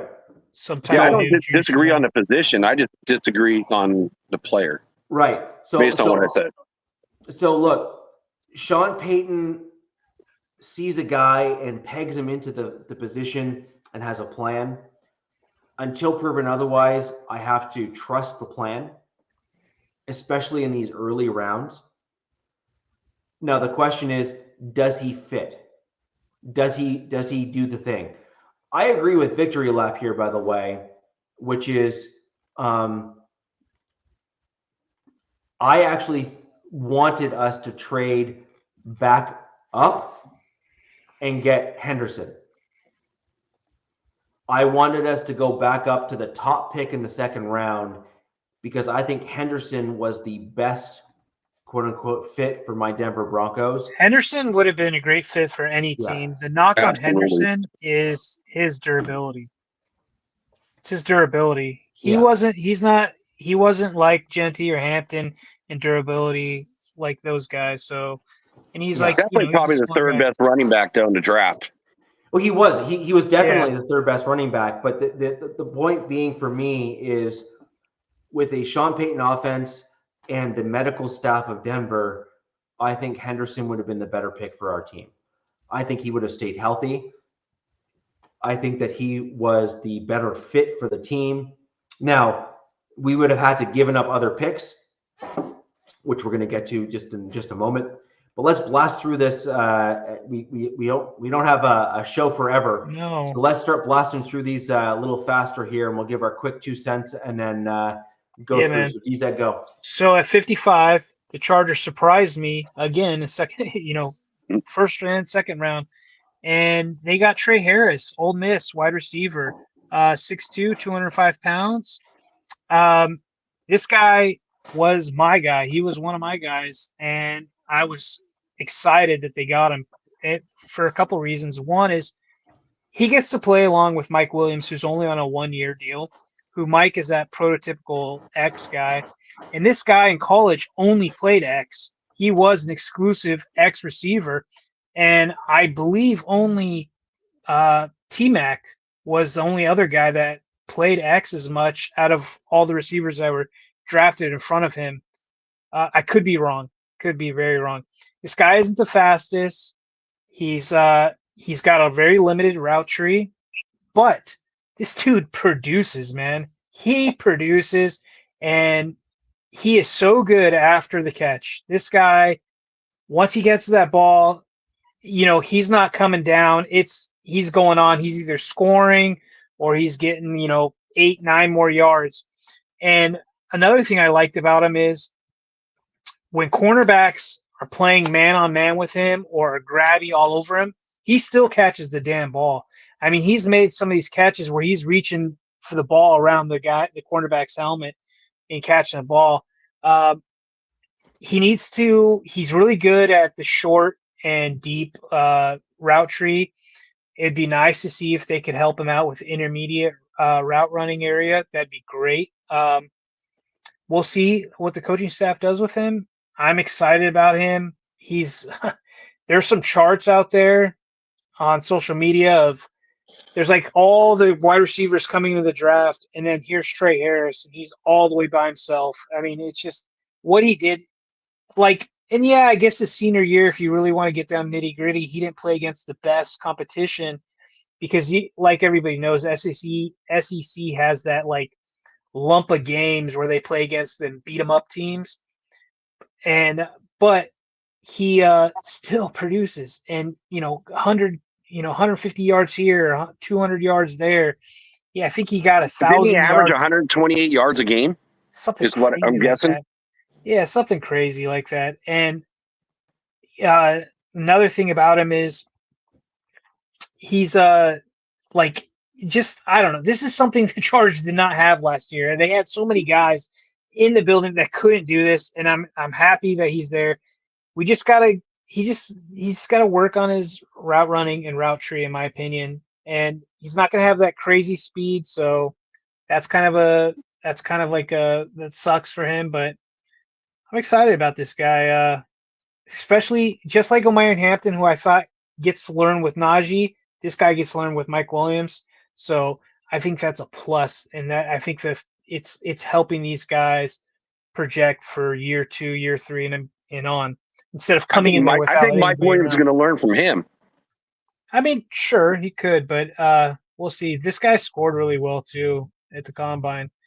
But, yeah. And then the thing is, one thing the staff liked about him is he got hurt with a sports hernia and still tested at the Combine. And even though it was going to hurt his overall score, the Charger staff liked the fact that he did come back and he tested even though he wasn't 100%. They were like, hey, man, we know that was tough. So I think that was another character get for them. I think I'm up again. Got 11. Yeah. We got 11 picks. So this is the guy that Captain was talking about. He's an interesting player. His name is Darian Porter, cornerback from Iowa State. He started off as a wide receiver, and he played in that position for 3 years and then switched over to cornerback.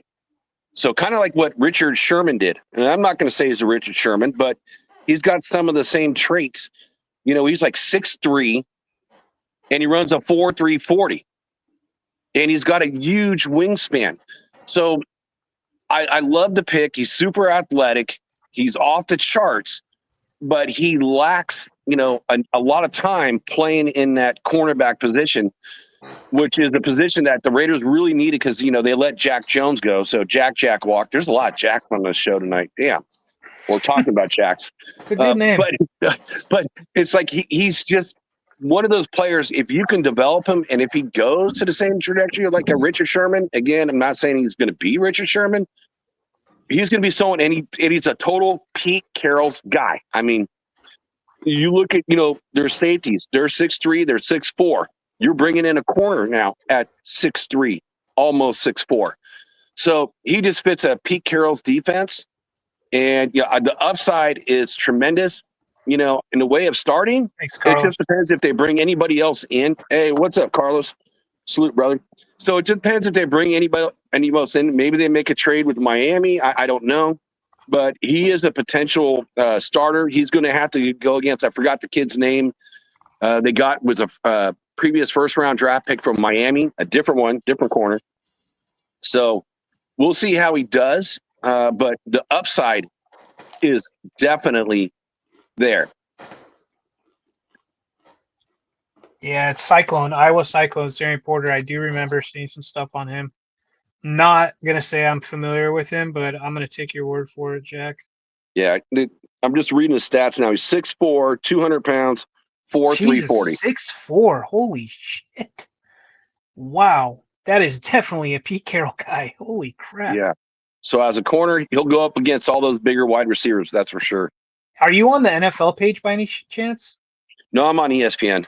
Okay, because look at his I was wondering if he did his 3-cone drill, and that usually that usually help projects with a cornerback, especially that size. I mean, if that number's down really low, that's gonna be pretty impressive with a guy that big, especially moving, backpedaling, things like that. So we should all look up tonight. Like, I think they call it the raw score. It's RAS. just like something that RAS. Yeah, it's just pure athletics, and he's like way up there in that percentage. I think he's 98 or 99, like 99. So this guy runs a 4.3 40-yard, which is impressive, but that would mean he's chasing somebody down, so that's not good. But so I want to see. I mean, that's incredible speed for a guy that big. But I want to see like his shuttle scores and stuff. And I don't know if he did that. I'll see if I can find that. I'll send it in the chat later on tonight. Wow, that's impressive, man. What a get. Yeah. So I'm going to merge the Broncos third round picks just to speed this along. We got Pat Bryant, wide receiver, and Savion Jones in the third round. And of course, the Broncos, in typical fashion, also traded for the third time in this draft. Savion's a massive human being, man. Correct. So Savion Jones is probably the guy that I thought that we got as a steal in the third round. He's a guy that really was projected to probably go into the second based on skill set, but then end up falling to the third. Also where he played. Mm-hmm. LSU. Mm-hmm. So he's a guy that I think that the Broncos got a steal there, and I think he's going to be certainly in that fringe starter / rotational role for the Broncos. Big time. Okay. The problem that the Broncos have right now is that their starters are in the upper echelon of the entire NFL. And that's not me just being a Broncos fan. That's like they are literally in the upper tier of the NFL on the defense. Can't argue. And you need rotations. You need guys to rotate, man. But when you get a guy like that that's coming in, I think he'll start to claw away at some of those starting reps and stuff as the season goes on. Or he's going to be a project player for you guys. He reminds me of so real quick. He reminds me that Savion pick for the Broncos reminds me exactly what the Chargers did last year.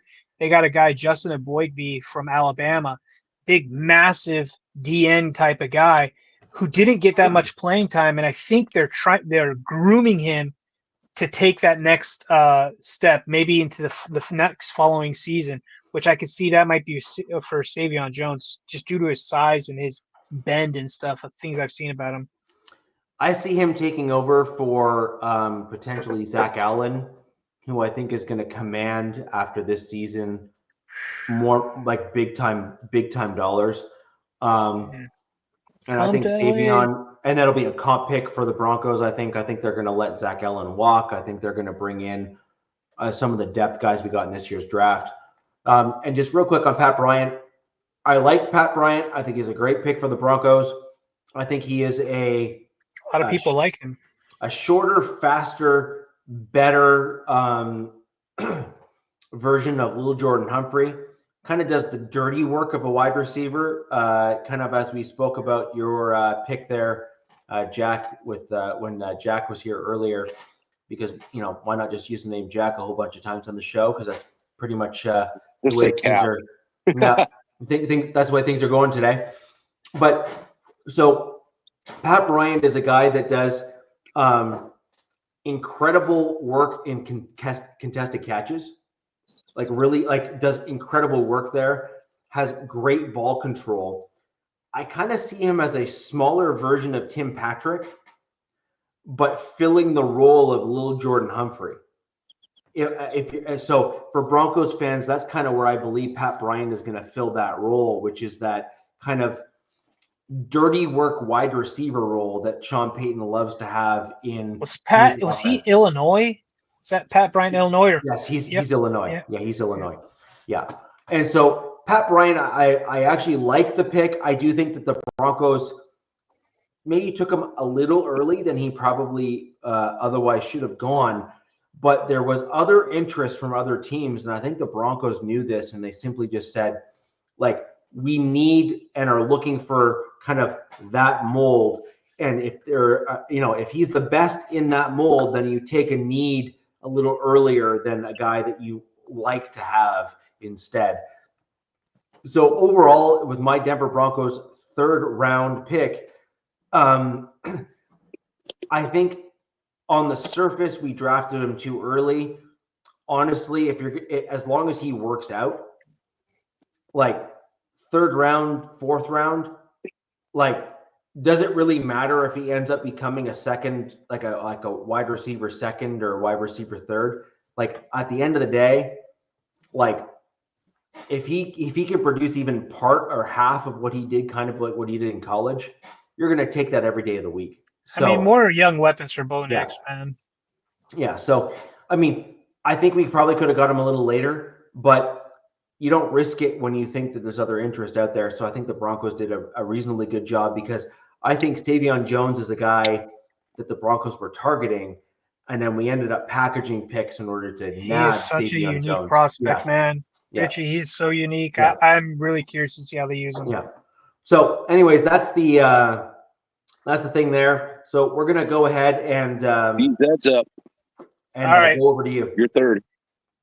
Okay, so I'm not shocked again, because I feel like a dummy on this pick, because one of my favorite guys was Derek Harmon, right? Like, throughout this whole process, I really wanted Derek Harmon, and I was like, he didn't play with anybody elite. And in the 3rd round pick, the Chargers pick a D tackle, and a guy I didn't pick once in my hundreds of mock drafts, and that's Jamari Caldwell, who was Derek Harmon's partner on that line, D tackle. And I was like, I know nothing about this guy, but it only took like 20 seconds for me to go, oh, okay, that's why you guys picked this guy. I get it. Yeah, he's 6'2", 332 pounds. They lost Puna Ford, all right? This is Puna's replacement, in my opinion, hands down. I grew up playing football. I played primarily D-line, and one thing my coaches always said to me, stay square. Wilson, stay square, banging their whistle off my head, fucking stay. They'd said a lot of other stuff. And if you watch this guy's tape, he is square as all square can be, man. And his tape before he went to Oregon from Houston was violent, explosive. This guy he just plays with a speed that, you don't see a lot of D tackles doing. And it was like he was like waiting for that double team to come. He was like, all right, you want 2 on me? That's cool. And, and it was just watching this guy shed one of the guys going for the tackle for loss or something. But then when he came to Oregon, what I think happened is what some people are saying is they said, hey, man, we want you to gain some weight, and you're just going to play nose tackle. And that's what he did, because he primarily was a 3 tech. So he went to Oregon, played nose tackle, and did a hell of a job there for Derek Harmon, who got picked in round 1 to do all the flashy stuff. But this guy is fun. He's a fun dude. He is a nasty D tackle. He's not the biggest, he's only 6'2", but he's got that right size for the Minter defense, that Raven-esque kind of style. And I'm excited, man. This guy eats double teams for breakfast. I do like him. It's like, he knows how to put pressure onto the quarterbacks. I mean, you look at his stats, 17 quarterback pressures last season coming from your defensive tackle. Yeah, that's pretty impressive. So my one thing is, I'm like, are they going to ask him to lose some weight? Like, he's 330. Like, are they going to want him to get down to maybe like that 310, 315? Probably. We'll see. Are you going to be a 3 tech, or it's going to be a 1 tech? He doesn't care. He said he'll play anywhere. So it's going to be interesting to see what they do with him. But the Raven-esque thing that I kept quoting is they want all their D tackles to be over 300 pounds. That's, there's no ifs, ands, and buts. You're going to be 300 plus. And Baltimore Ravens had a lot of guys in the 330-pound range. So I'm thinking they might have him stick at this and just let him rock. And if he's good at that, so be it, man. But yeah, man, interesting prospect, but definitely it kind of felt like a reach in my opinion, and was a shock that his name was called and not others. Is he a starter? He's gonna. They rotate this new defense. They rotate all their guys in and out. So he'll start. All right, so either be starter or second in command, in my opinion. Because they brought in two other guys that are going to be just rotational players. They don't really have a true stud like Broncos, Raiders, and Chiefs do. DZ, you might end up having him be the second, and then by the end of the year, maybe start stepping in first in some of the latter games in the season. Sure. It starts to pick it up, right? Injuries happen, things like that. Yeah. So that's an interesting one. The Broncos did not have a 5th-round pick. Wait, Richie, we got to finish the 3rd round for me before we go to the 5th. So sure, I'm going to go back. I'm going back to back. Actually, I'm going to go back to back to back because I got the next 3 picks between our teams. So this is what Captain was talking about when he came on the show earlier tonight. Oh. The Raiders drafted, guard Caleb Rogers out of Texas Tech. Big boy. They had him listed as tackle at first, and I was like, what the hell are the Raiders doing?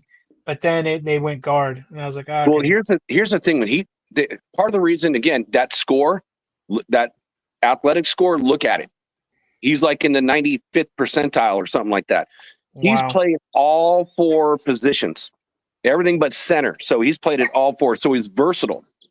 For me, at the time when they drafted him, this was my reach pick at this moment, based on the pick they took next. So he's just a very versatile, he wanted to play in the Senior Bowl. He's not sitting out waiting for the NFL draft. He just loves ball. He's another, type of Pete Carroll guy. And when this offensive line, when you get a Genty, you draft a wide receiver, everything is starting to follow suit. You want to promote this offense and get behind Geno. So I can see how Spytek, Geno, their offensive coordinator, and Chip, it's all just kind of falling together. Now their next pick is the one I'm excited about. Yeah. This is like one of my favorite players in this entire draft is Charles Grant from William & Mary. Smaller school, left tackle. I mean, he doesn't have that score like Grant does. It reminds me of Glaze, man. To be honest with you, just taken later. He's kind of a mauler. I mean, I watched a little bit of film on him, and he just beats up on people. He's got that mentality. So that's one of my favorite picks in the draft. It's weird. I thought they should have been switched. If you're going to do this draft for the Raiders, you'd put Charles Grant out there first, and then you take Caleb Rogers because you have back-to-back picks from those trade backs. Then I'm my next pick, number 4, and I'll make this one quick. Dante Thornton Jr., wide receiver, Tennessee, 6'5", 210 pounds, 4.30 40. Weapon. So they take the Beck earlier. Again, slot, great hands. This guy had like a very limited route tree, but name me how many guys that run a 4.30 at 6'5". And again, I think he kind of dropped because Tennessee only used him on the long ball. So he has to improve on the mid-range, short range, but he can be a very exciting player to watch and just watch him grow.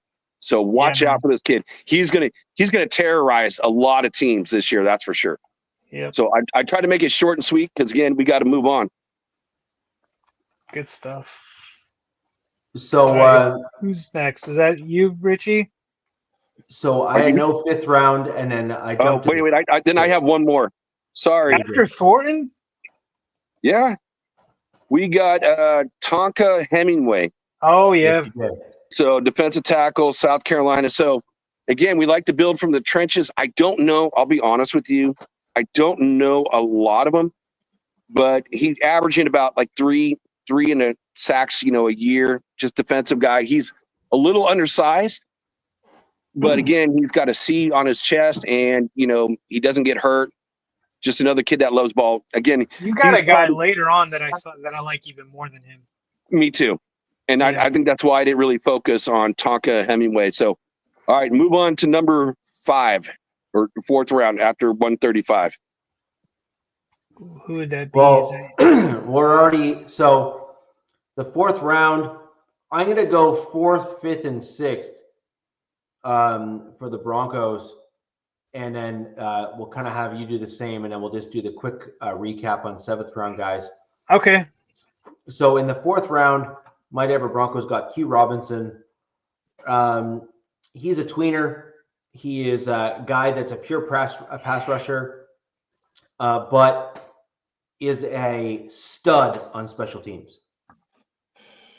So that's his path to the roster. His path to the roster is a special teams guy, and he basically needs to show out in preseason to show that he belongs on the team as a developmental pass rusher. If he can do that, I think he'll win out over like a Deontay Tillman, or a Tillman rather, on the roster. So Tillman was a great guy. I like him as a pickup, but I think as an outside linebacker, I think that the best special teamer plus the best upside is going to win between the guys in that lower level of the roster, right? Like, if you're talking like the 4th or 5th guy on the team, special teams is going to be the thing that wins out. So if this guy can show out that he is that good at special teams, then he'll push out some guys in the lower tier of the outside linebacker room. And if he can show that he has potential as a rusher, then the Broncos will certainly keep him as a rotational guy. And if he continues to improve, he'll see playing time, like for sure. Like the Broncos and Sean Payton are all about best player on the field to give him the best chance to win a game. So, why wouldn't you play a guy that's going to give you the best chance to win? Next up is our 6th round pick, which is a position of need. We let Riley Dixon go, which is a tough pill to swallow as a Denver Broncos fan, but Riley Dixon was going to be a sought after kind of free agent, whatnot. We ended up getting arguably the best punter in the draft. Wow, you guys drafted a punter. Wow. Mm-hmm. Which is Jeremy Crawshaw from Florida. Been wanting to hear this one. He has incredible hang time. Basically, the important measurable stats are pretty impressive. And he kind of ticks the boxes in terms of like the character and everything else, as well as stats. So I would say that was a pretty good pickup for my Denver Broncos. I think he averaged 48 yards a punt, if I'm correct. It was more than that. It was like 52 or something. It was something stupid. Damn. It was something stupid. Like it was ridiculous. But anyways, the point being is from a statistical perspective, he basically ticked all of the big boxes that you're looking for from a punter at the NFL level. We have Rizzy, who is the special teams coordinator that Sean Payton is familiar with, who is an excellent, as in upper echelon special teams coordinator in the NFL. This is 100% a Rizzy pick. Rizzy said, "That's my guy, go get him." And so, that makes a tremendous amount of sense. I think that Rizzy's earned the right at this point, given his special team success, to kind of pick his guy, to have his guy there.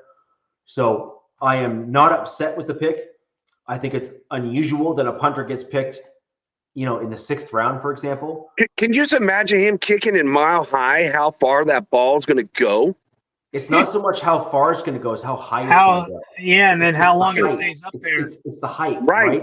Yeah, because he's got a tremendous amount of hang time, as well as he's going from sea level to mile high.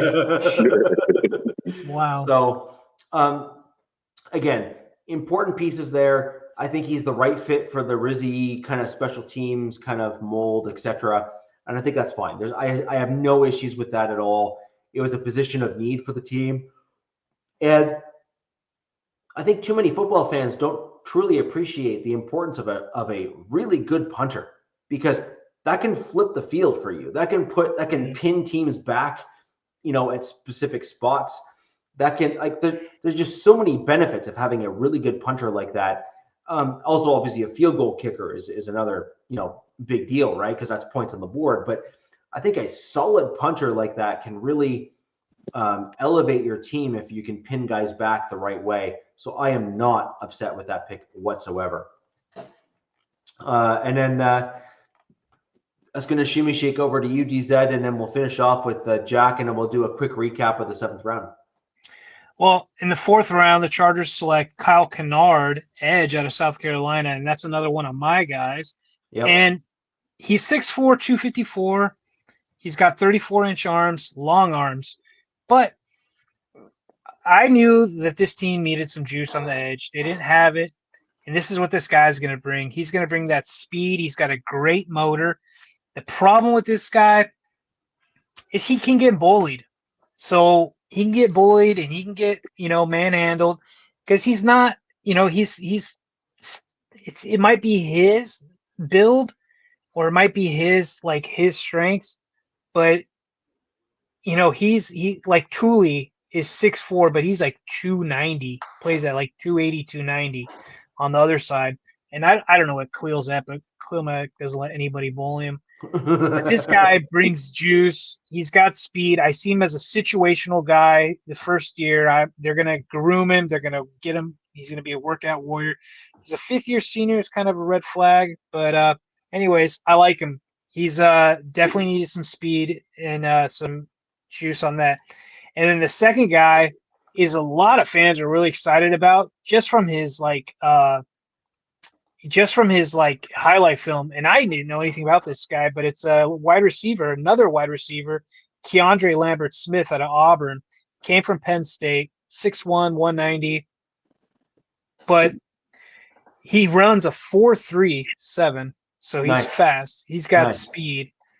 But he's got all these accolades, 2nd team All SEC. His uncle's Cam Chancellor. He played DB. That's a tough dude. So if he's got that kind of toughness, that's good. Yeah, he played DB at Virginia Tech. Not him, but I'm still digging into this guy, but a lot of my Charger fans are really excited about him because they could see him contributing in a 3 wide receiver set, 4, whatever, and being here in the future. And then in the that was 4th, 5th, in the 6th round, they got a guy. It's like another receiver. They traded up for Aronde Gadsden II out of Syracuse, who is listed as a tight end, but this dude's not a tight end in my opinion. He's just a large receiver, 6'5", 243 pounds. That's like, you're just a giant receiver at that point. That's a Y. Yeah, that's a Y. Yeah. Yeah, to me, he's like he's going to be that Joker. He's going to be that Joker for, they're going to move this guy around. I can't see him doing much, but the things I'm seeing about this guy is he catches everything. He's going to be that inline. He's that inline tight end. His father was a wide receiver, played in the NFL with the Dolphins. So there's that. What does he got? He's got over 1,000 yards, 6 touchdowns. It's just another weapon. And then what is that? That leaves us a 6-0. We talking? Where'd I go? Okay, I got one more guy before the 7th round. Should we talk about that guy? Yeah. Yeah. Oh no, dude! Did I just skip over somebody? Holy hell! That's a crime. Dude, no way did I skip over this guy. Oh, you got me I'm all screwed up now because no. Okay, I didn't. Thank God. Okay. Because in the 6th round, they picked Branson Taylor. Branson Taylor out of Pitt. Massive human being. I played left tackle at Pitt. Got hurt, 6'6", 321 pounds. this guy, in my opinion, they're going to try to groom him to be the left guard of the future. I think they're done with the Zion experiment. Whether that plays out this season, who knows? But I think when Zion's gone, because May 1st, they have to decide if they're going to use the 5th-year option on him. But this guy, people mover, massive human, run blocking, great run blocker, great pass blocker. Problem is, he doesn't have good footwork. Reminds me of DJ Fluker kind of, and that's a big red flag. But we'll see. He's got great athleticism. He did have a knee injury, so he slid down the boards. There's a lot of these guys the Chargers picked this year who had some sort of injury and they slid and they went up and grabbed him, and this is one of them. But oh, I like that. Yeah, this guy. He's a mauler, man. He's a big human, so we'll see. No, actually, I like that for the wrong reasons. Well, certainly not ones right. I was wondering what you were meaning by that, Richie. Because Chargers have had a long and storied history of injuries on your team. Oh yeah. And yeah. So right. I'm happy that you have continued your storied tradition of continuing to. Well, that's Trey Harris, right? In the 2nd round, he had a sports hernia, and then Keandre Lambert, I believe, had some sort of injury. Don't quote. I'm not 100 on this, and he slid. And then this Branson Taylor had some sort of knee injury, and for a man that big, yeah, he says he's ready to rock. We'll see. And then, yeah, man. What do we got? One more round. I got round 6, I guess. RJ Mickens, safety. Yeah. I see him as a special teamer. Another guy whose dad played in the league. I think this guy, I just see this guy as a special teamer. He plays zone. He's a really good safety. He can play zone and stuff like that. And what is there to say about him? Played at Clemson, so he played in the ACC, which is decent division in college ball. And then I see him just playing. I think honestly think this round 6 and 7, they went out and got guys for the special teams because we lost a lot of special teamers in the off season, and I see him as just contributing and just being depth in that safety room. But Alohi Gilman, who is our starting free safety, he's on his last year, so this could be his replacement. This guy can play free and strong safety. Awesome. Nice. Jack, 7th round. Let's see what you got. Well, I still have to go back to the 6th round. I got three to talk about. So, DZ, this is who you were thinking of. Very interesting player. JJ Pegas, defensive tackle, Ole Miss. Pegs? So not Pegs, I think it's Pegs. Is it Pegas? Pegs. P-E-G-U-E-S. JJ Pegs. Sorry, Pig. However you pronounce the name. What the hell? Whatever. But he's an interesting player, another defensive tackle.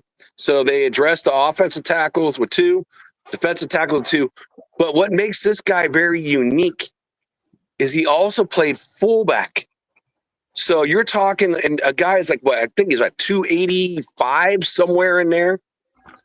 And he had 7 touchdowns. So they put him in that goal line. So again, we're talking the offense revamp. You can use him as a fullback and as at your goal line or the tush push.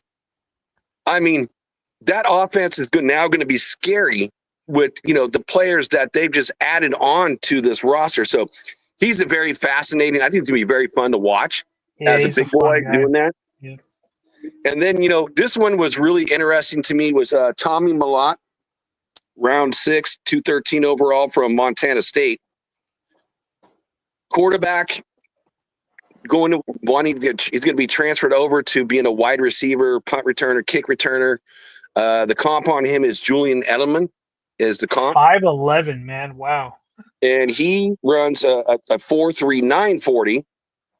So, I mean, he can be another slot wide receiver and, do trick plays with the kid. And what was interesting he didn't get drafted to be a quarterback. He got drafted to be wow. Yep. Because that's the whole thing. The next pick at 215, 2 picks later, is Cam Miller from North Dakota State. Now, they drafted him to be a quarterback. So when I saw 2 quarterbacks going in the 6th round, and again, Sanders, I'm like, why didn't we get Sanders earlier than that? And then seeing this, I'm like, why are we drafting 2 6th-round quarterbacks until you learn what they're going to do? So just to put it all in perspective, and we'll talk about the 7th round, and I'll knock that one out too since I'm here. So 7th round quarterback. Okay. So Cody Lindenberg, linebacker at Minnesota, I don't know what he's going to do. I think he's going to either be a special teamer or probably won't make the roster. But my overall take of what I've seen on this, you got 2 offensive linemen, a top running back, 3 wide receivers, a defensive tackle that can play fullback and also goal line. That offense, which was the worst by far in the AFC West, bar none, and actually one of the worst offenses in the NFL. Oh my God, it's a total turnaround. It's a 180 there, an absolute 180. Yeah, I agree. I think you guys did a tremendous job on that front, at least to push you forward. Now, you may have not done all the work needed to kind of get you there, but you've done huge work to move yourself forward to be at least truly competitive, or an effort to be truly competitive at the very least. And I think that's, like I said, I think I see you as a 9 or 10 win team potentially, depending on how the players all fit into Pete Carroll's offense. I think that it could be slightly lower than the 9 or 10 win, depending on how the players fit into what Pete Carroll wants to do. But either way, we're talking a huge, flip the script Absolutely. from what we were used to seeing from your Las Vegas Raiders this season, in my opinion. So, and going from the offensive coordinator with Gonsby to having a Chip Kelly coming off the national championship. Oh my God, this is going to be a fun offense to watch for sure. Right. Especially with Thornton, I believe, and Chip Kelly's offense, and then Genty. Yeah. Yeah. So I'm going to cover the Broncos 7th round pick, which is a very interesting player. He is 6'7", 256 pounds. He is a tight end. But what makes him so interesting, he is a dual sport athlete. Now, for Broncos fans, this sounds an awful lot, kind of sort of like a guy that we are familiar with by the name of Julius Thomas. I remember him. Yeah, most people do. He was kind of a dangerous tight end for us. Yeah. He couldn't block himself out of a wet paper bag, but man, he could catch a football. Right? Like, he was a red zone threat. This guy here, in total, has played 57 snaps of football, period. What? Oh my God. That's it. 57. That's 57? 57. He also has a 100% pass catch rate in the college level. 4 pass catches for 4 touchdowns. Red zone target. Red zone target. The dude. Were they smoking some green in Denver during the draft room? No, they're smoking orange and blue. I am very intrigued with him as a draft prospect. I see him as a practice squad player for my Denver Broncos. I don't see him being a starter unless the dude just kind of lights the world on fire in the preseason and the Broncos are super scared that he's going to get picked up. But his size, pass catchability, red zone threat, size, tick, tick, tick, tick, tick. These are things that you can't teach. Like, you can't teach a guy to grow 3 inches. You can't teach a guy to be able to carry that amount of weight. You can't teach a guy the athleticism that's required to get open in the red zone, right? These are all, obviously things that he's kind of developed over the years, even if he hasn't played that much. So I actually think that he's got some interesting potential for my Denver Broncos. Funnily enough, we have another tight end who I'm actually really intrigued with, who I think is going to be competing with Caleb Laudner here in Yasmin, who is an international player who does not count towards our 53-man roster. He's a Aussie rugby player who is an absolute athletic freak. He's like 6'4", like 250-pound tight end. So you got one too. Yeah, like we got another guy that's in that kind of mold who's just a freak. The dude runs like a 4, I mean, we got an 4, Aussie 5. guy too that's an international tight end thing. Right. Huh. So either way, like we have some interesting tight end prospects who fit into the mold of Joker, which is a role that Sean Payton really likes to have on the team. Certainly a dude that's 6'7" that can run well, pass catch well in the red zone would fit that role. Reminds me of Donald Parham. Yeah. The guy the Chargers had. Correct. But I think that this guy here showed a little bit more despite doing less at the college level. So I think it's kind of like a weird prospect. But I think this is the type of guy that the Broncos want to keep on their practice squad. They want to just kind of tuck him away and develop him to see what he can do. Yeah. And at 256 pounds, if he can kind of keep himself at, say, 260 or 265 as like kind of a sweet spot, he could make for a very interesting prospect because at 6'7", he's got very long arms. He would make for a great inline blocker at the tight end position. Plus, he could be a red zone threat, and that's exactly the type of guy. If he can get his pad level down, then yeah. Yeah, but he's got the athleticism from basketball, and so that it's just a super interesting prospect. I'm not like a lot of other Broncos fans that's projecting this guy to be a starter or anything stupid like that. I think that's an absolute silly projection for someone that's taken the 7th round. That being said, he would be a flyer to make the 53. I think he's targeted to be a practice squad player, but it's obvious that this dude can be a legitimate red zone threat. And so it'll be very interesting to see where he ends up. So I'm going to have to look into him. Over to you. I mean, it's obviously an intriguing prospect. Just given, very. Like just you had Savion like, and him both stick out to me. I'm both like, whoa, these are some really it's weird, wild right? It's very odd combination of stats. Like it's just a very odd combo of stats, and I'm the first to kind of point that out. They probably saw those stats and they were like, that's really interesting. Boom, grab them. Like, they were like us, like, this is interesting. It's our last pick. Why not? Well, and you may as well. That's when you take a flyer on the guy. Yeah. In the 7th round, at the very end of the draft there, that's the time to really take the quote unquote athletic freak and see where they land. Right? So, DZ, over to you. And then we'll close out the show. Yeah, man. The last guy they got, like a guy who could have gone undrafted. Trickweeze Bridges, cornerback out of Florida, 6'2", 196. I see him as a special teamer to try to make the team. I did see he's a 6th-year senior, and that's something I've noticed about a few of these prospects in this draft from the Chargers. They are older prospects. I think I've seen like another 5th-year senior and another guy like full 4 years. So they've got some guys that have played for a while. I guess an interesting fact about this guy is he's got 6'9" wingspan for his size.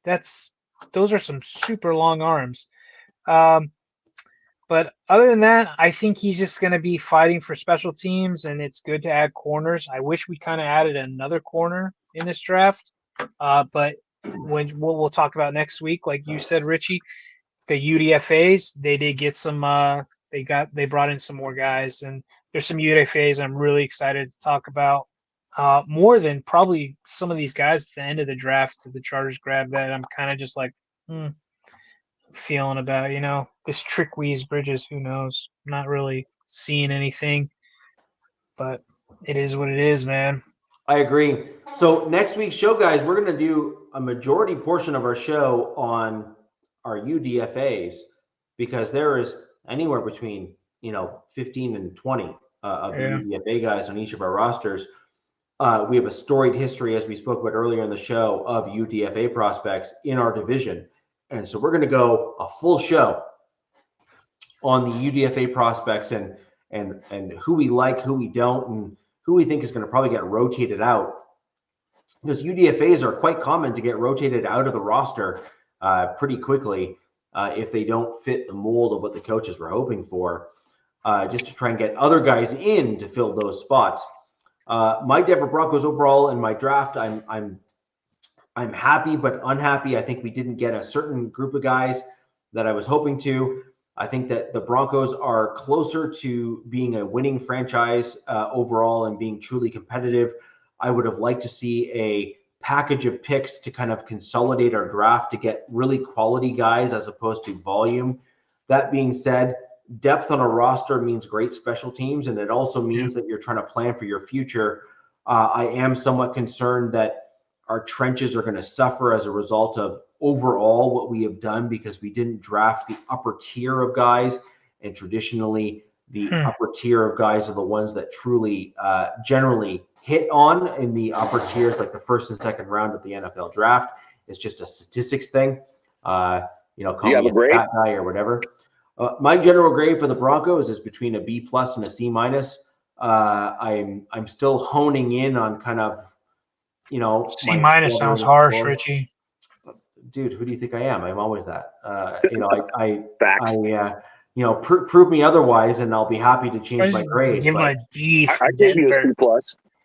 But overall, I think we got a bunch of really great depth guys. My question is, what are we going to do with the starting positions, right? And so that's kind of where I'm at with my, more hesitant grading structure there for my Denver Broncos. But next week is where I'm really excited. I love UDFAs. I think that they are the gems for each of our teams. Just looking at DZ and myself, Philip Lindsay, and you got Eckler as UDFA, and he was a game-changing player for you guys, as was Philip Lindsay for us for a short block of time. And each of our teams, all of us pretty much within the division, have had a handful of UDFAs that have been elite level NFL players. Like some of them even gold jacket guys that have come from UDFA players. And so that is really what makes the world go round in the NFL, which is, it doesn't matter if you're not drafted, you can still absolutely kill it in the league as long as you make it onto the field. And just need a chance. You just need the chance. Exactly. Yep. So, ladies and gentlemen, we are going to go UDFA as well as AFC West news next week's show. And we're going to go right into it. We're going to go down each one of them, talk about them, and discuss kind of where we see them fitting on the roster. And we may even circle back and compare some of our UDFAs compared to the drafted guys as well, because sometimes you actually end up with guys that are UDFAs that you actually think are going to beat out the drafted guys on your roster. And for my Denver Broncos, that has happened more regularly than I care to admit. I actually think we probably could count a bunch of guys just real quick off the top of our heads where we drafted a running back and maybe Eckler beat them out, for example. And so things of that nature are not uncommon in this league, where a UDFA gets a chip on their shoulder and says, I'm going to show you otherwise, and ends up making the team. And the dude you drafted in the same year's draft ends up getting cut. So I really think that this is a super interesting time for each of our teams. We all got better, generally speaking. It pains me to say that, because the Chiefs, the Chargers, the Broncos, and the Raiders all got better. I did not see a tremendous amount of missteps or head-scratching picks from either of our teams. We all seemingly did the right thing for our teams in order to progress ourselves forward. And then next week, UDFA. Real quick. So the Chargers had a streak of a UDFA making the team for 20 consecutive years up until 2020. Mm-hmm. That's pretty. Wow. That's impressive.